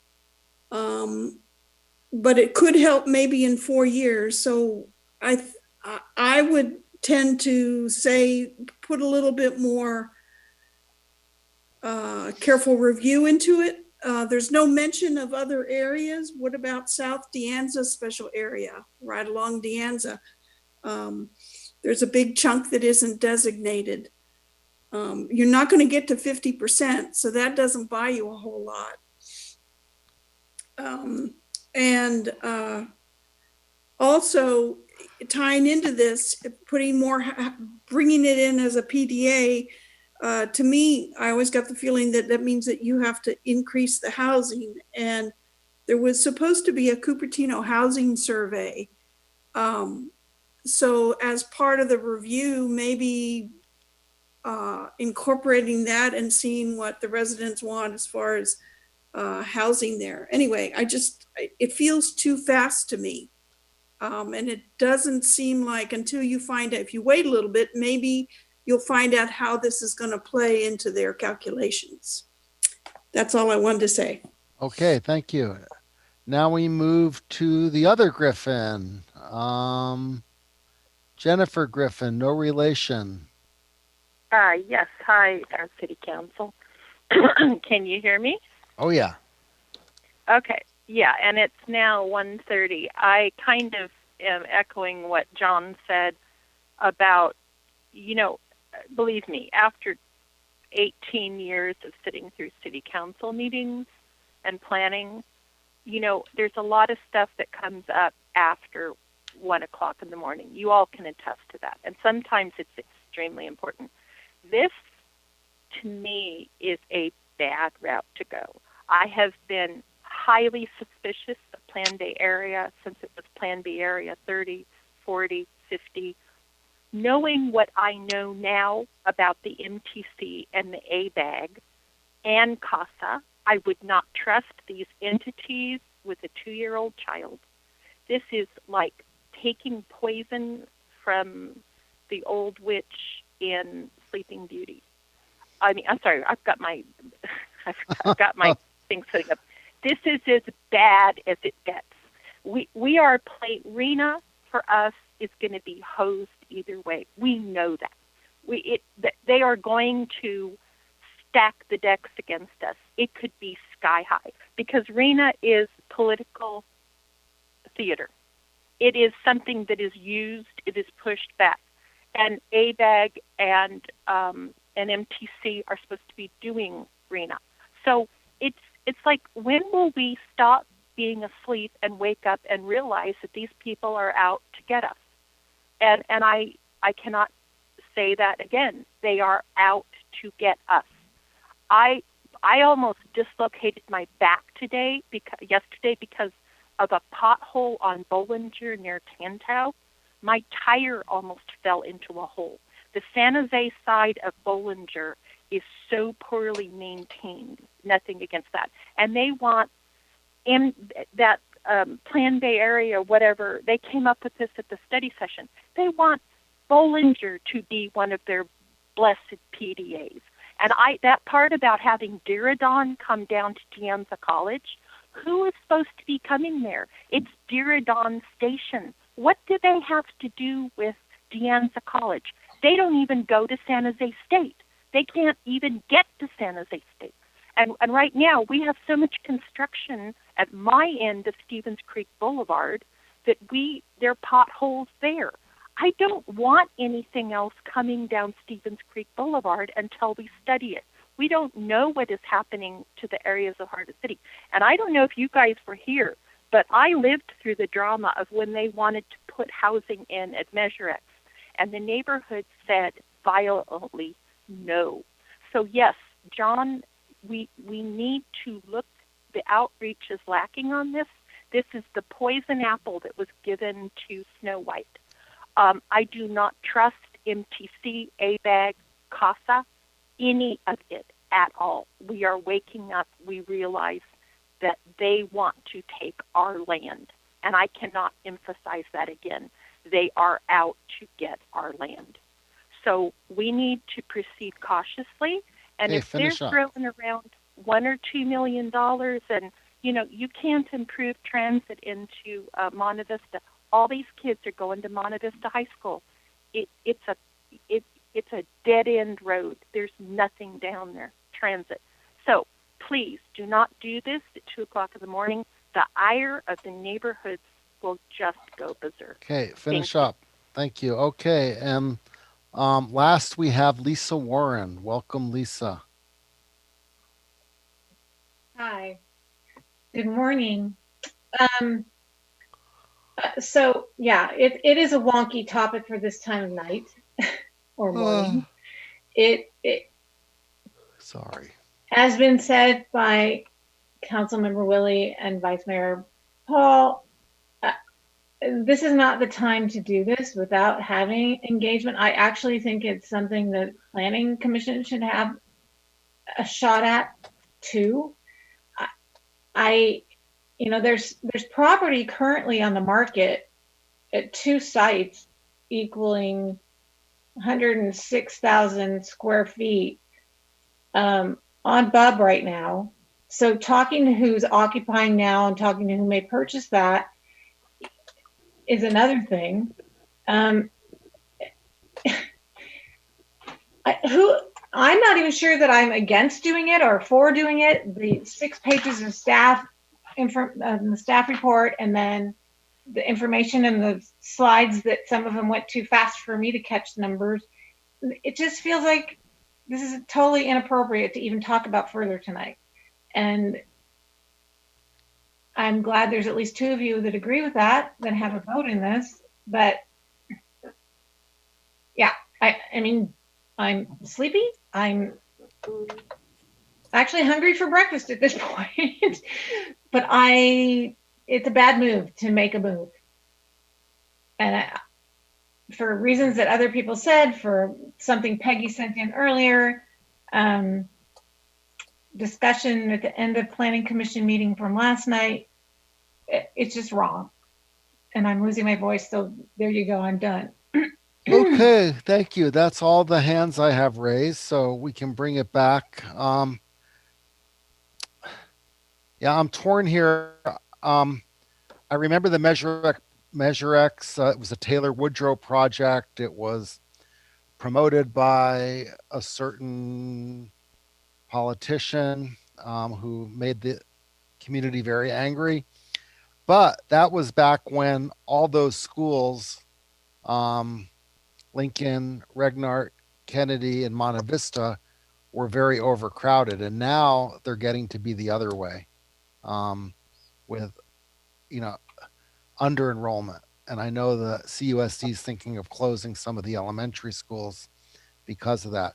So, I can go along with Darcy and John and say, maybe we want to do this later and do community outreach, but we are going to have to make some decisions about where we put these enormous RENA numbers that we are about to get. And I don't know if it being a PDA would encourage the property owners maybe to consider mixed use, or it would have no effect on them. But I can appreciate that we should have some resident outreach. It doesn't sound like there's a big downside in waiting till the next cycle to do this. So yeah, let's do resident outreach and determine if this is a good idea before we move.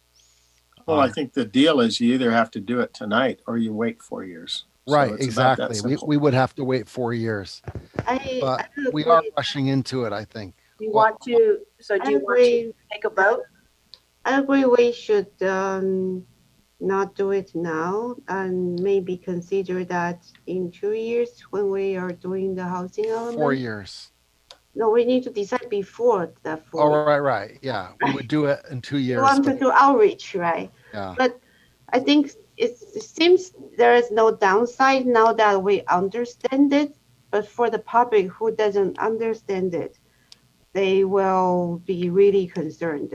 For the record, the current PDA that we have, which is Stevens Creek on both sides, was nominated by VTA. It wasn't even approved by the council. It was just done. I was really upset at that time. I wrote to the council, how can you do this without even the council approval? How can you just accept it with the VTA designation? And now I understand, it actually has not a lot of implication because it's not a general plan designation. But as a member of the public, I didn't know. So I was upset. So I can imagine that people will be upset if we do that. As for I think the most attractive is the grant opportunity, but I assume I hope we can still apply for grant on our current PDA that we have, see what kind, in case there is opportunity. All right. So Kirsten, do they have to take a vote if they probably have to take a vote either way? They can do a general consensus to table it. Before, I think somebody mentioned that they could do SB 35 projects there now. Is that, who said that? Was that you, Barb? Yeah, I said that. Okay. Because there is the general plan and zoning that allows 20 units per acre. Right, but our height limits would still apply other than the density bonus they would get. Yes. Don't forget the height limit doesn't exist now. Oh, that's right. For SB 35, wait. No, it does. It does. It does exist for SB 35, but they can apply for weight sessions. Right. Yeah. Oh, that's right. Yeah. Okay. Now I know what you mean, Councilmember. Now you know Chow. why I want to answer on where is the limit, right? Right. For any project, it cannot be just any. Right. Yeah. We never really had an answer about, and Darcy had asked that too, can it be a 50-story building that's, 1 unit wide per floor? Yeah. Well, So no one knows. I'd like to suggest that we table this. Okay. Yeah. I'll second tabling it. Do we have to vote to table it or? Is there anybody opposed? You can just unanimously. Well, I think Rod was opposed to tabling it.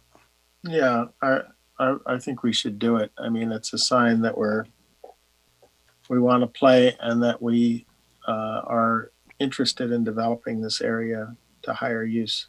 So you want to take a vote? Yeah, why don't you take a vote then? It'll be faster than arguing about it. Can we table this item, but then direct the staff to consider, like Peggy mentioned, look at areas of potential PDA for the future? Well, that'll be another agenda item. So that, I mean, it's a direction that next time when we are doing this, consider South De Anza, consider the area around Bob, and consider the area from All right. office, for example. Okay, so it's very late, so why don't we just take this vote? There's no motion on the table. Right, there's no motion. So, Rod, do you want to make a motion and then we'll vote it down, or what? No. Why, I mean, why don't you make a motion to table it for this cycle, but consider it for a later one or whatever you want to do. All right. Come on, man. One of you can do that. I've never made a motion to table something before. So Darcy, take it away. no. If we have a majority to table it, then we'll just table it. All right. I make a motion to table the nomination of the Bub Road Special Area as a new locally nominated PDA. I second it. Okay. All in favor? Well, Kirsten, roll call. Councilmember Chow? Aye. Councilmember Sinks? No. Councilmember Willie? Yes. Vice Mayor Paul? Aye. Mayor Scharf? Aye. Motion carries with Sinks voting no. Okay, so I think we can do 22 and 23 pretty quickly. So let's have a quick staff report on 22. Angela, you still awake? I am. I have to wake up. Good evening or good morning, Honorable Mayor, Vice Mayor, Council members. Let me go ahead and share my screen. So as you know, we on May 19th, you all had agreed to allocate, excuse me, our funding. The city is scheduled to receive $229,017 from HUD as part of their CARES Act. And these funds are able, can be used and directed towards small businesses. So as you recall, May 19th, you all approved the allocation to create a emergency relief grant program for small businesses.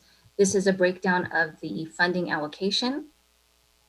Of course, the estimated program administration fee can be reduced, but this is just the maximum to show you.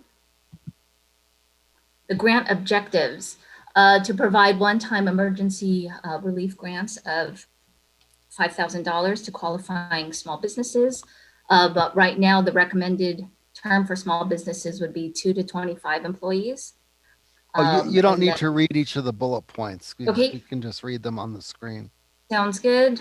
I will keep moving along. So these are the recommended eligibility requirements. Okay. If you want to quickly take a look at it. Yeah, why don't some we of the all just highlights read to- these really quick? Okay.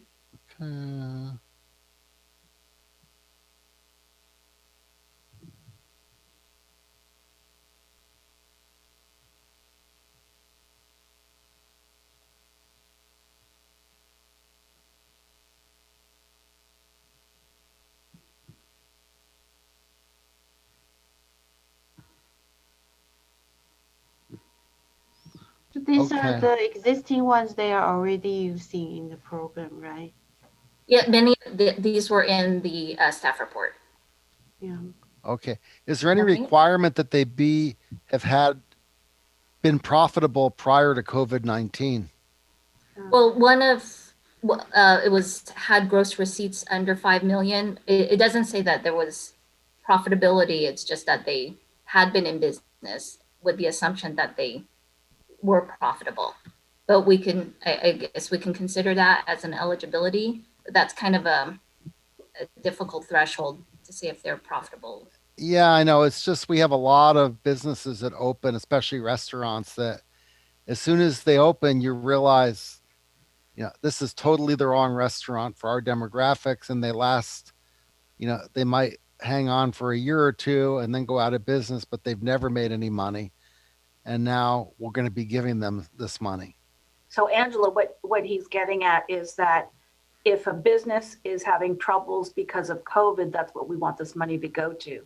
So whatever parameters we could put in such that it would prevent, say, a business already kind of going under from getting the grants versus an entity that's been affected by COVID. Sure. Okay. I will add that and craft some language to include that. Yeah, I mean, didn't Stein's go out of business before COVID, if I recall They correctly? did. Right. Or And just as, COVID had started. So yeah, and a million Jersey Mike's, and I mean, there's just a item D says have a demonstrable financial impact stemming from COVID-19. So would this item then require them to show?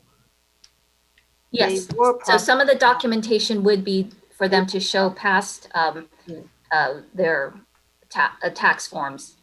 Correct. right, at least not have been losing mass quantities of money before COVID. Would this apply to like small home business? It does not apply to home I'll get businesses. to that part later. Let me. Right now, one of the recommended evaluation criteria is no, not home-based business. Actually, number one, you'll see the bullet. Home-based businesses do not qualify. Oh, there. One of the recommendations is to concentrate on actual storefront businesses, ones that have interface with customers and clients. Okay, keep going, Angela. Okay, evaluation criteria, different methods being used by cities, first come, first serve, lottery, point system, pros and cons for both. As you know, first come, first serve is kind of the standard, however, or a traditional way, but we've heard that it's there's a disadvantage for folks who don't have access to internet or fast internet. Lottery system is being used as another way to level the playing field. And then there's the point system. Right now, the city of Fremont had used the point system, as well as city of Gilroy is going to be using that. And that just assigns, and it just ensures a little bit more fairness and transparency on how applications are awarded or determined. And so these are possible values and points to assign. Non-essential designation if the business has been unable to operate since the shelter in place, job creation, nature of business, ownership status, and if they have already received funding from other federal programs. So as you see, each criterion has a point value, and then you would aggregate that, and then all of those would then just be kind of sorted to see which ones rated the highest. So it's allowable for a city to do preferences based on race or gender? You know, I know the state can't do that anymore. I would have to defer to the city attorney on that. I don't think so. Yeah. No, but you'd you have to can get- have ownership status, like veteran, women-owned, or minority-owned business. But that's pretty typical ownership status. Correct.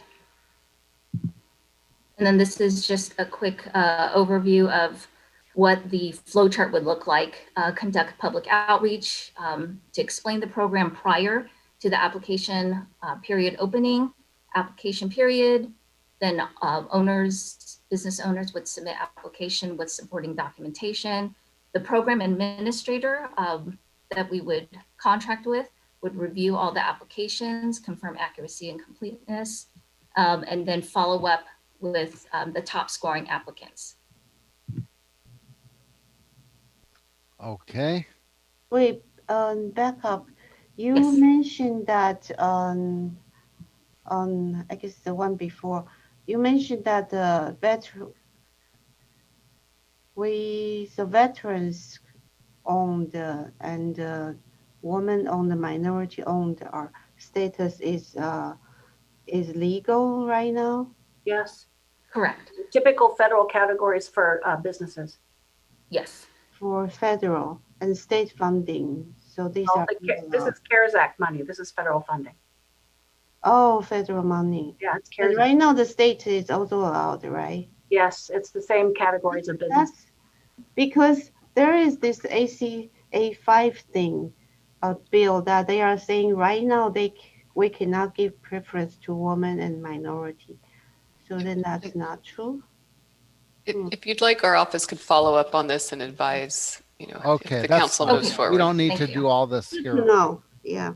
Okay. Oh, before we go to council comment, we have one hand raised.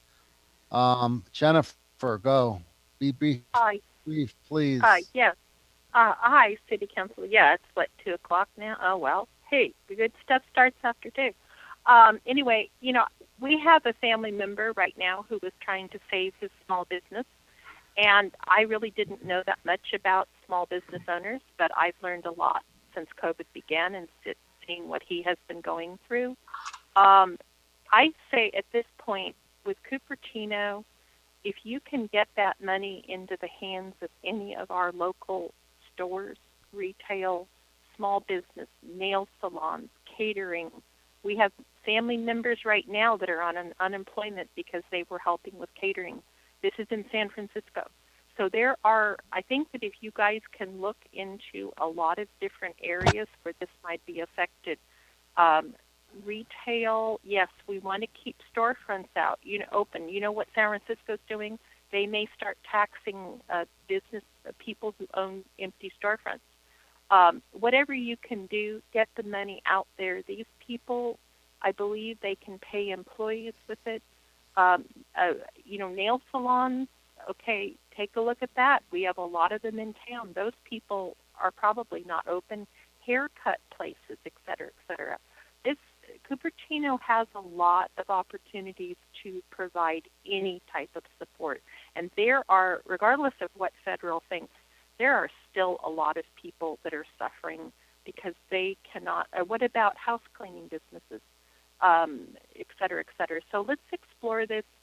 Even $5,000 makes a big difference. And I just say anybody who's trying hard to run a business at Cupertino is fair game at this point.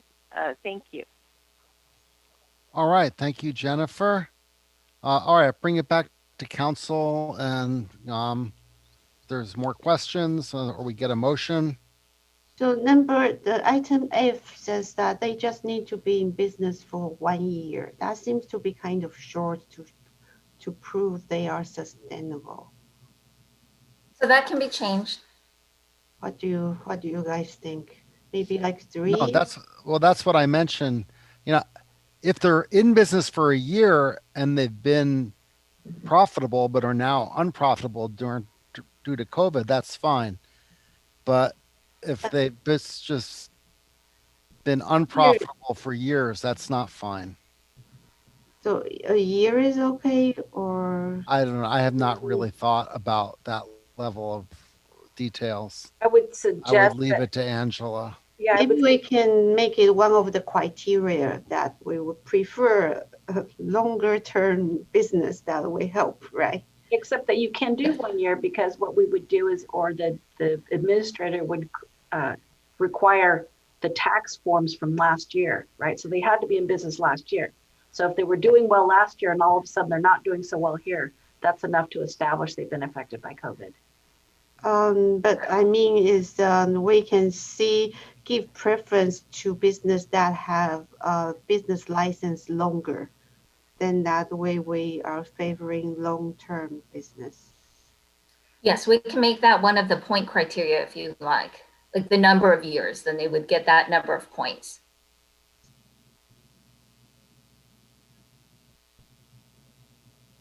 Because they probably already have established the base of customers, right? Yep. We really want to. Yeah, the assumption is the longer that they've been in business, they have been growing their clientele. Okay. Anybody else want to speak on this? Just speak up. I have a question. What are the administrative costs here being proposed?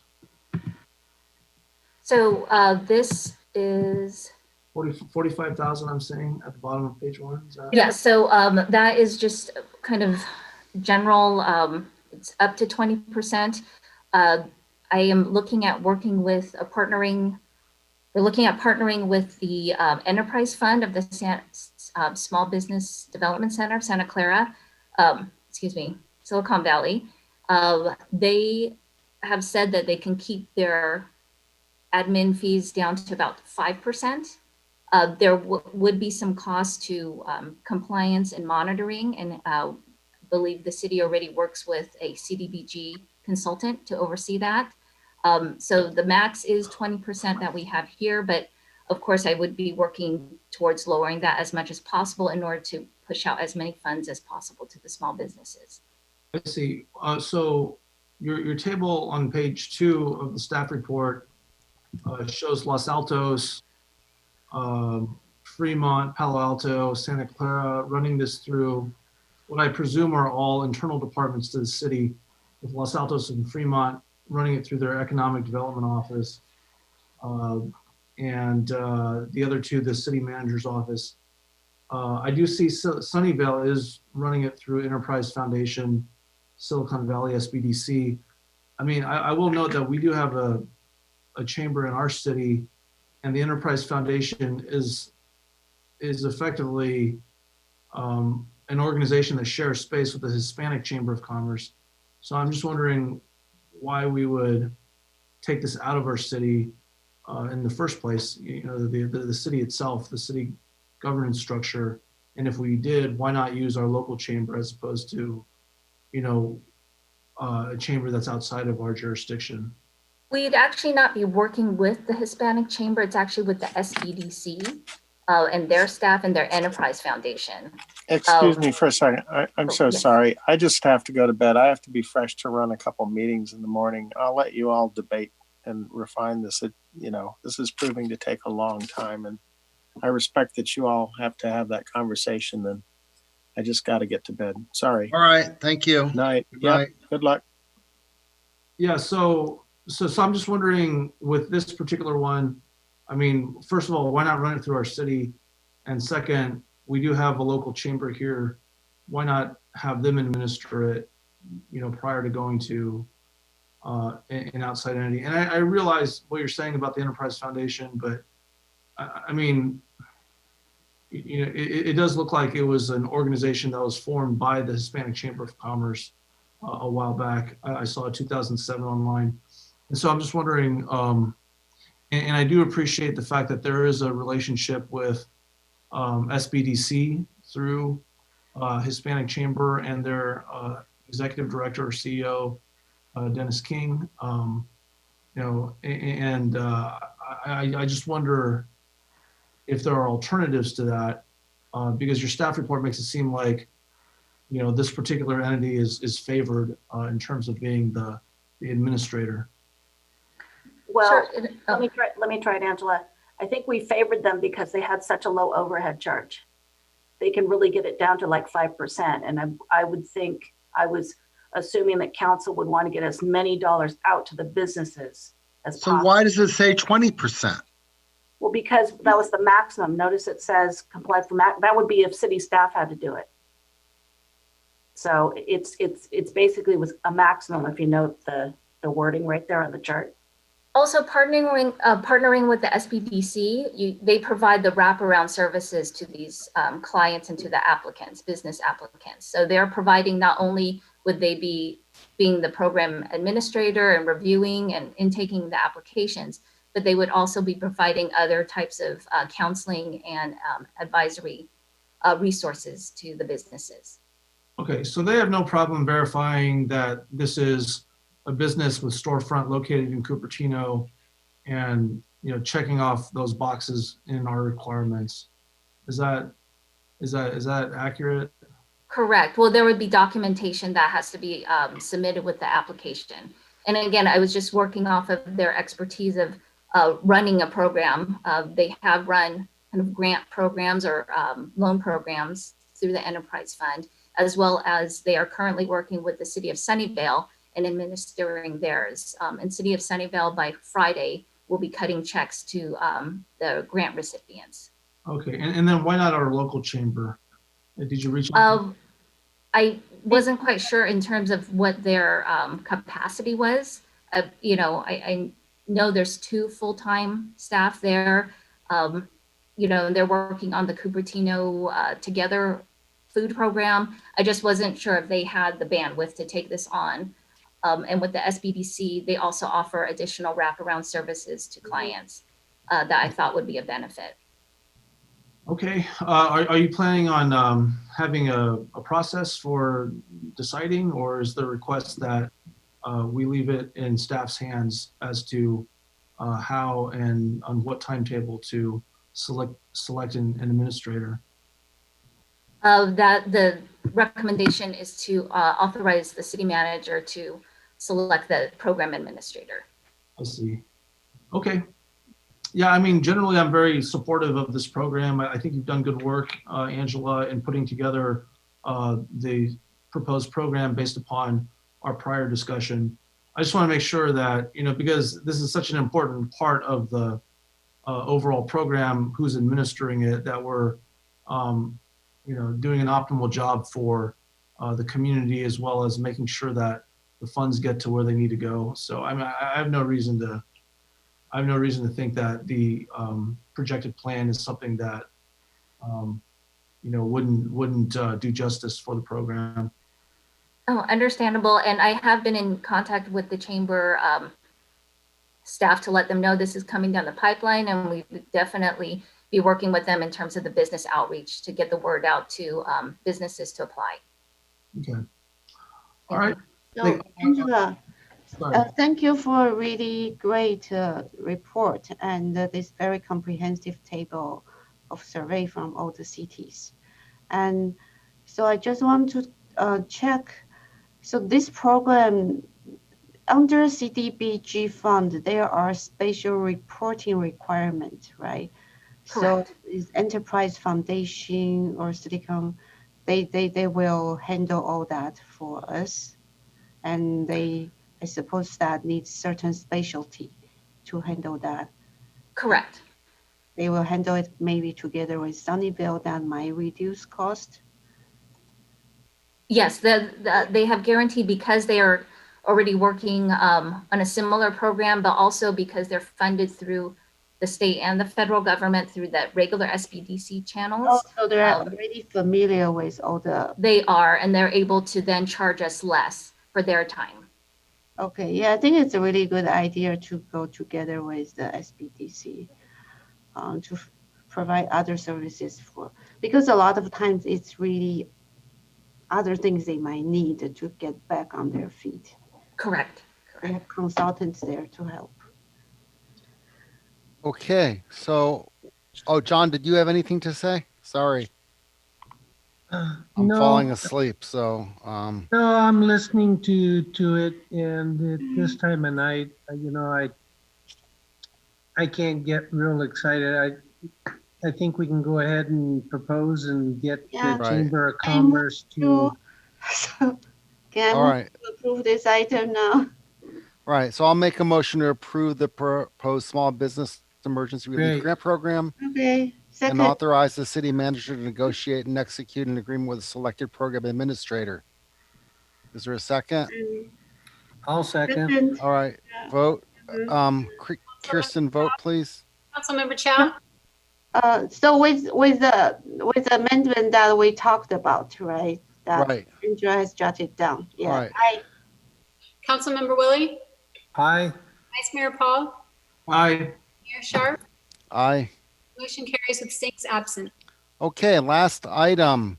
Accept resignation of Bike Ped Commissioner member Jennifer Sheeran and direct staff to fill the unscheduled vacancy. Staff report. Sure, and I'll be brief. On June 8th, Bicycle Pedestrian Commissioner Jennifer Sheeran resigned from her position, leaving an unscheduled vacancy for the remaining portion of her term, which expires on January 30th, 2021. There are no available alternates to backfill the seat, and including Commissioner Sheeran's seat, the Bike Ped Commission will have 2 terms expiring in January. Staff is requesting council direction on how to proceed with filling this vacancy by either conducting a special recruitment to fill the position in the coming months, or by filling the vacancy in January of 2021, concurrent with the annual recruitment for all commission and committee members' terms expiring in January. If council wishes to conduct a special recruitment, staff has suggested an interview date of Tuesday, September 15th, beginning at 5:30 p.m., or select a special meeting date to conduct the interviews. Staff does request 8 weeks to properly advertise and conduct the special recruitment.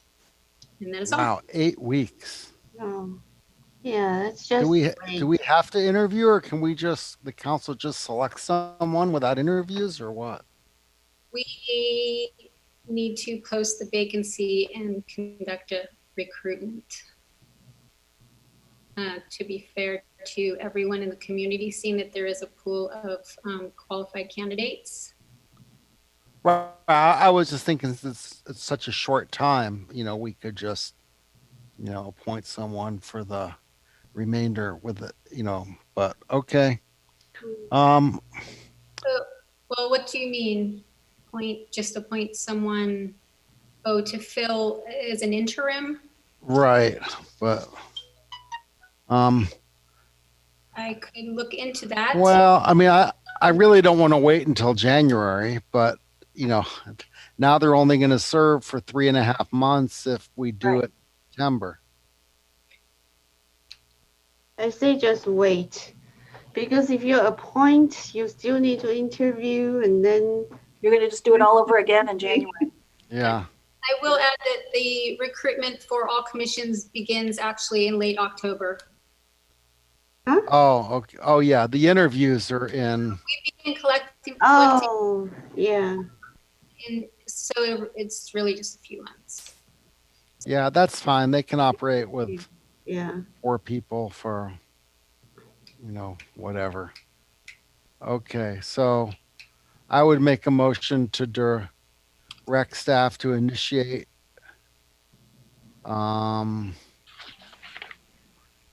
direct staff to fill the unscheduled vacancy in January 2021, concurrent with the annual recruitment for all commission and committee members, terms expiring in January 2021. That would be And my to motion. accept the resignation, I assume. Right. I'm sorry. Well, we have no choice but to accept it, do we? And to accept the resignation of Biped Commissioner member Jennifer Sheeran. Jennifer originally said she wanted to speak. I don't see her there. Maybe I'll give her a call. No, I'm just kidding. Maybe you can I'll ask her to second the come motion. back. So, You'll have John, just to stay on until January. yeah, she can't, if she's not here to speak, she can't resign. No. All right, I'll second. Oh, John seconded, so let's have a vote. Councilmember Chow, Aye. Councilmember Willie, Aye. Vice Mayor Paul, Aye. Mayor Scharf. Aye. Motion carries with 6 absent. Okay, and that's no more oral. How about council and staff comments? Any staff comments? None at this time. Okay. Future agenda items. We did get a bunch of requests from people about a study session on easements. So I think that's already in the, for people that don't know, we set the agenda and we have a really long list of things of TBD that we put on periodically when we have time. And that's why it sometimes takes so long after, a non-critical item is proposed before it actually is on an agenda. Otherwise, we'd have to have a lot more meetings. So it's not like we forget about these things. Do we have that list somewhere? I think it used to be maybe in the point of interest. There is like a long list of future items. It's not there now. So do we one list somewhere? Yeah, is that made public somewhere? Maybe we should have that list. I think we took it out of the items of interest because there were items on here that were subject to confidential discussion. So we took it out of the items of interest. Heather, is that right? Sound right to you? We just want to review it, but I think if you're just talking about things that were added in a notice meeting, there's nothing confidential about that. So Right. You could publish those. But I think the reason we took it out of there was because there were things, I don't know. Well, yeah, let's look into that and see if, we can make public a list of future agenda items I think that was nice. that we will get to at some point. But obviously with meetings that go till 3 a.m., we can't do all the agenda items that people would like right away. So we do have to prioritize them as needed. With that, does anyone else have any other future agenda items? Okay, so I'm wondering, with a town hall, with the captain, maybe we could have a town hall on racial biases, some conversation about this very tough topic. So I'm kind of planning, and I'll get the plan together. I'll give it to council to, there's some, a viewing of, which could be in a town hall format of implicit bias training, an implicit bias study by Harvard. Then maybe after that I would think there's going to be something like once every couple of weeks or once a month for the next several months, trying to get the topic out there. So today at the Fremont Union School Board meeting, a bunch of kids, like I mentioned, they spoke about removing the school resource officer. But they also formed, they have a website. It's tinyurl.com. Not website, a document. tinyurl.com/Dear Cupertino. So the group is called Dear Cupertino. And they are proposing something they think should be done. I don't agree with the use of anti-Black. They are claiming Cupertino is all somehow anti-Black. But I think these are our high school, college students who grew up here. Maybe we can talk to them to see what ideas they have. I think we need a community conversation. It's not just us taking sensitivity training. No, it's not us. I was going to make it a public viewing. Yeah, all of these will be public. All start thinking about this, be conscious about this. So maybe talking with these young kids.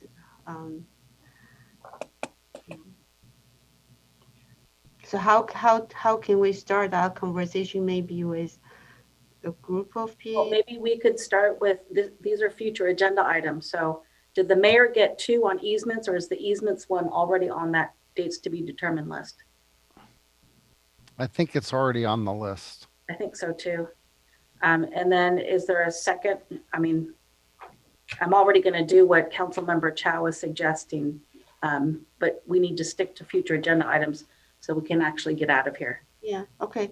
So another future agenda item is I'd like to look at the difference between brush abatement and weed abatement. I think someone also brought up a few times that Saratoga has improved way of dealing with this. So I'm wondering whether it seems the brush abatement program implementation is more reasonable. So is there a second person that wants to opt out? I guess you're saying you want to opt out of the county weed abatement program then. Not opt out. I think we should look at whether, in terms of policy, that what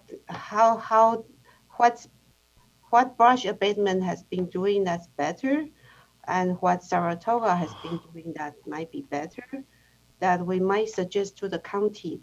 Maybe you should think about. Okay, so let's not do it right here. If you know, That's find a second item to think about. Find a second for that. Yeah, if anybody wants to second it, you know, we'll put it on the list of future agenda items. But that list is really, really long already.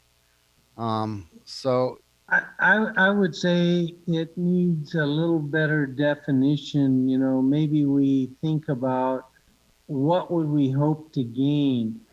Are we able to influence Mo to do better noticing, like the brush abatement? I mean, if there's no way that we can. okay, we're discussing an item that's not on the agenda now. Yeah, if you want to put an item on the agenda, you know, I have another meeting tomorrow. I'm going to have to sign off like Rod pretty soon and let Darcy run the meeting. County supervisors. Yeah, it's the county that the city might do something different that Saratoga has done. So it will be more. Yeah. All right. Does anyone have anything else? Hold on. Was that a second for that item or not? I don't know. I didn't second it. Yeah, let's go ahead and say it's on the list. But is that your second time? So John, you're seconding it then. Yeah, and Liang and I can talk about what would make sense. What's the objective? I'll just tell you, it's not going to be soon because we have much more serious items for the near future. Yep. Okay. Hit the hammer, please. Well, anybody else? I have a really long council. No, I don't. Okay. Maybe Vice Mayor has not said anything. Darcy, do you have anything else, or can we go home? No, I just took a couple of items, but you know they're not worth it. Yeah. Okay, later. All right. Yeah. Good night. All right. Good night.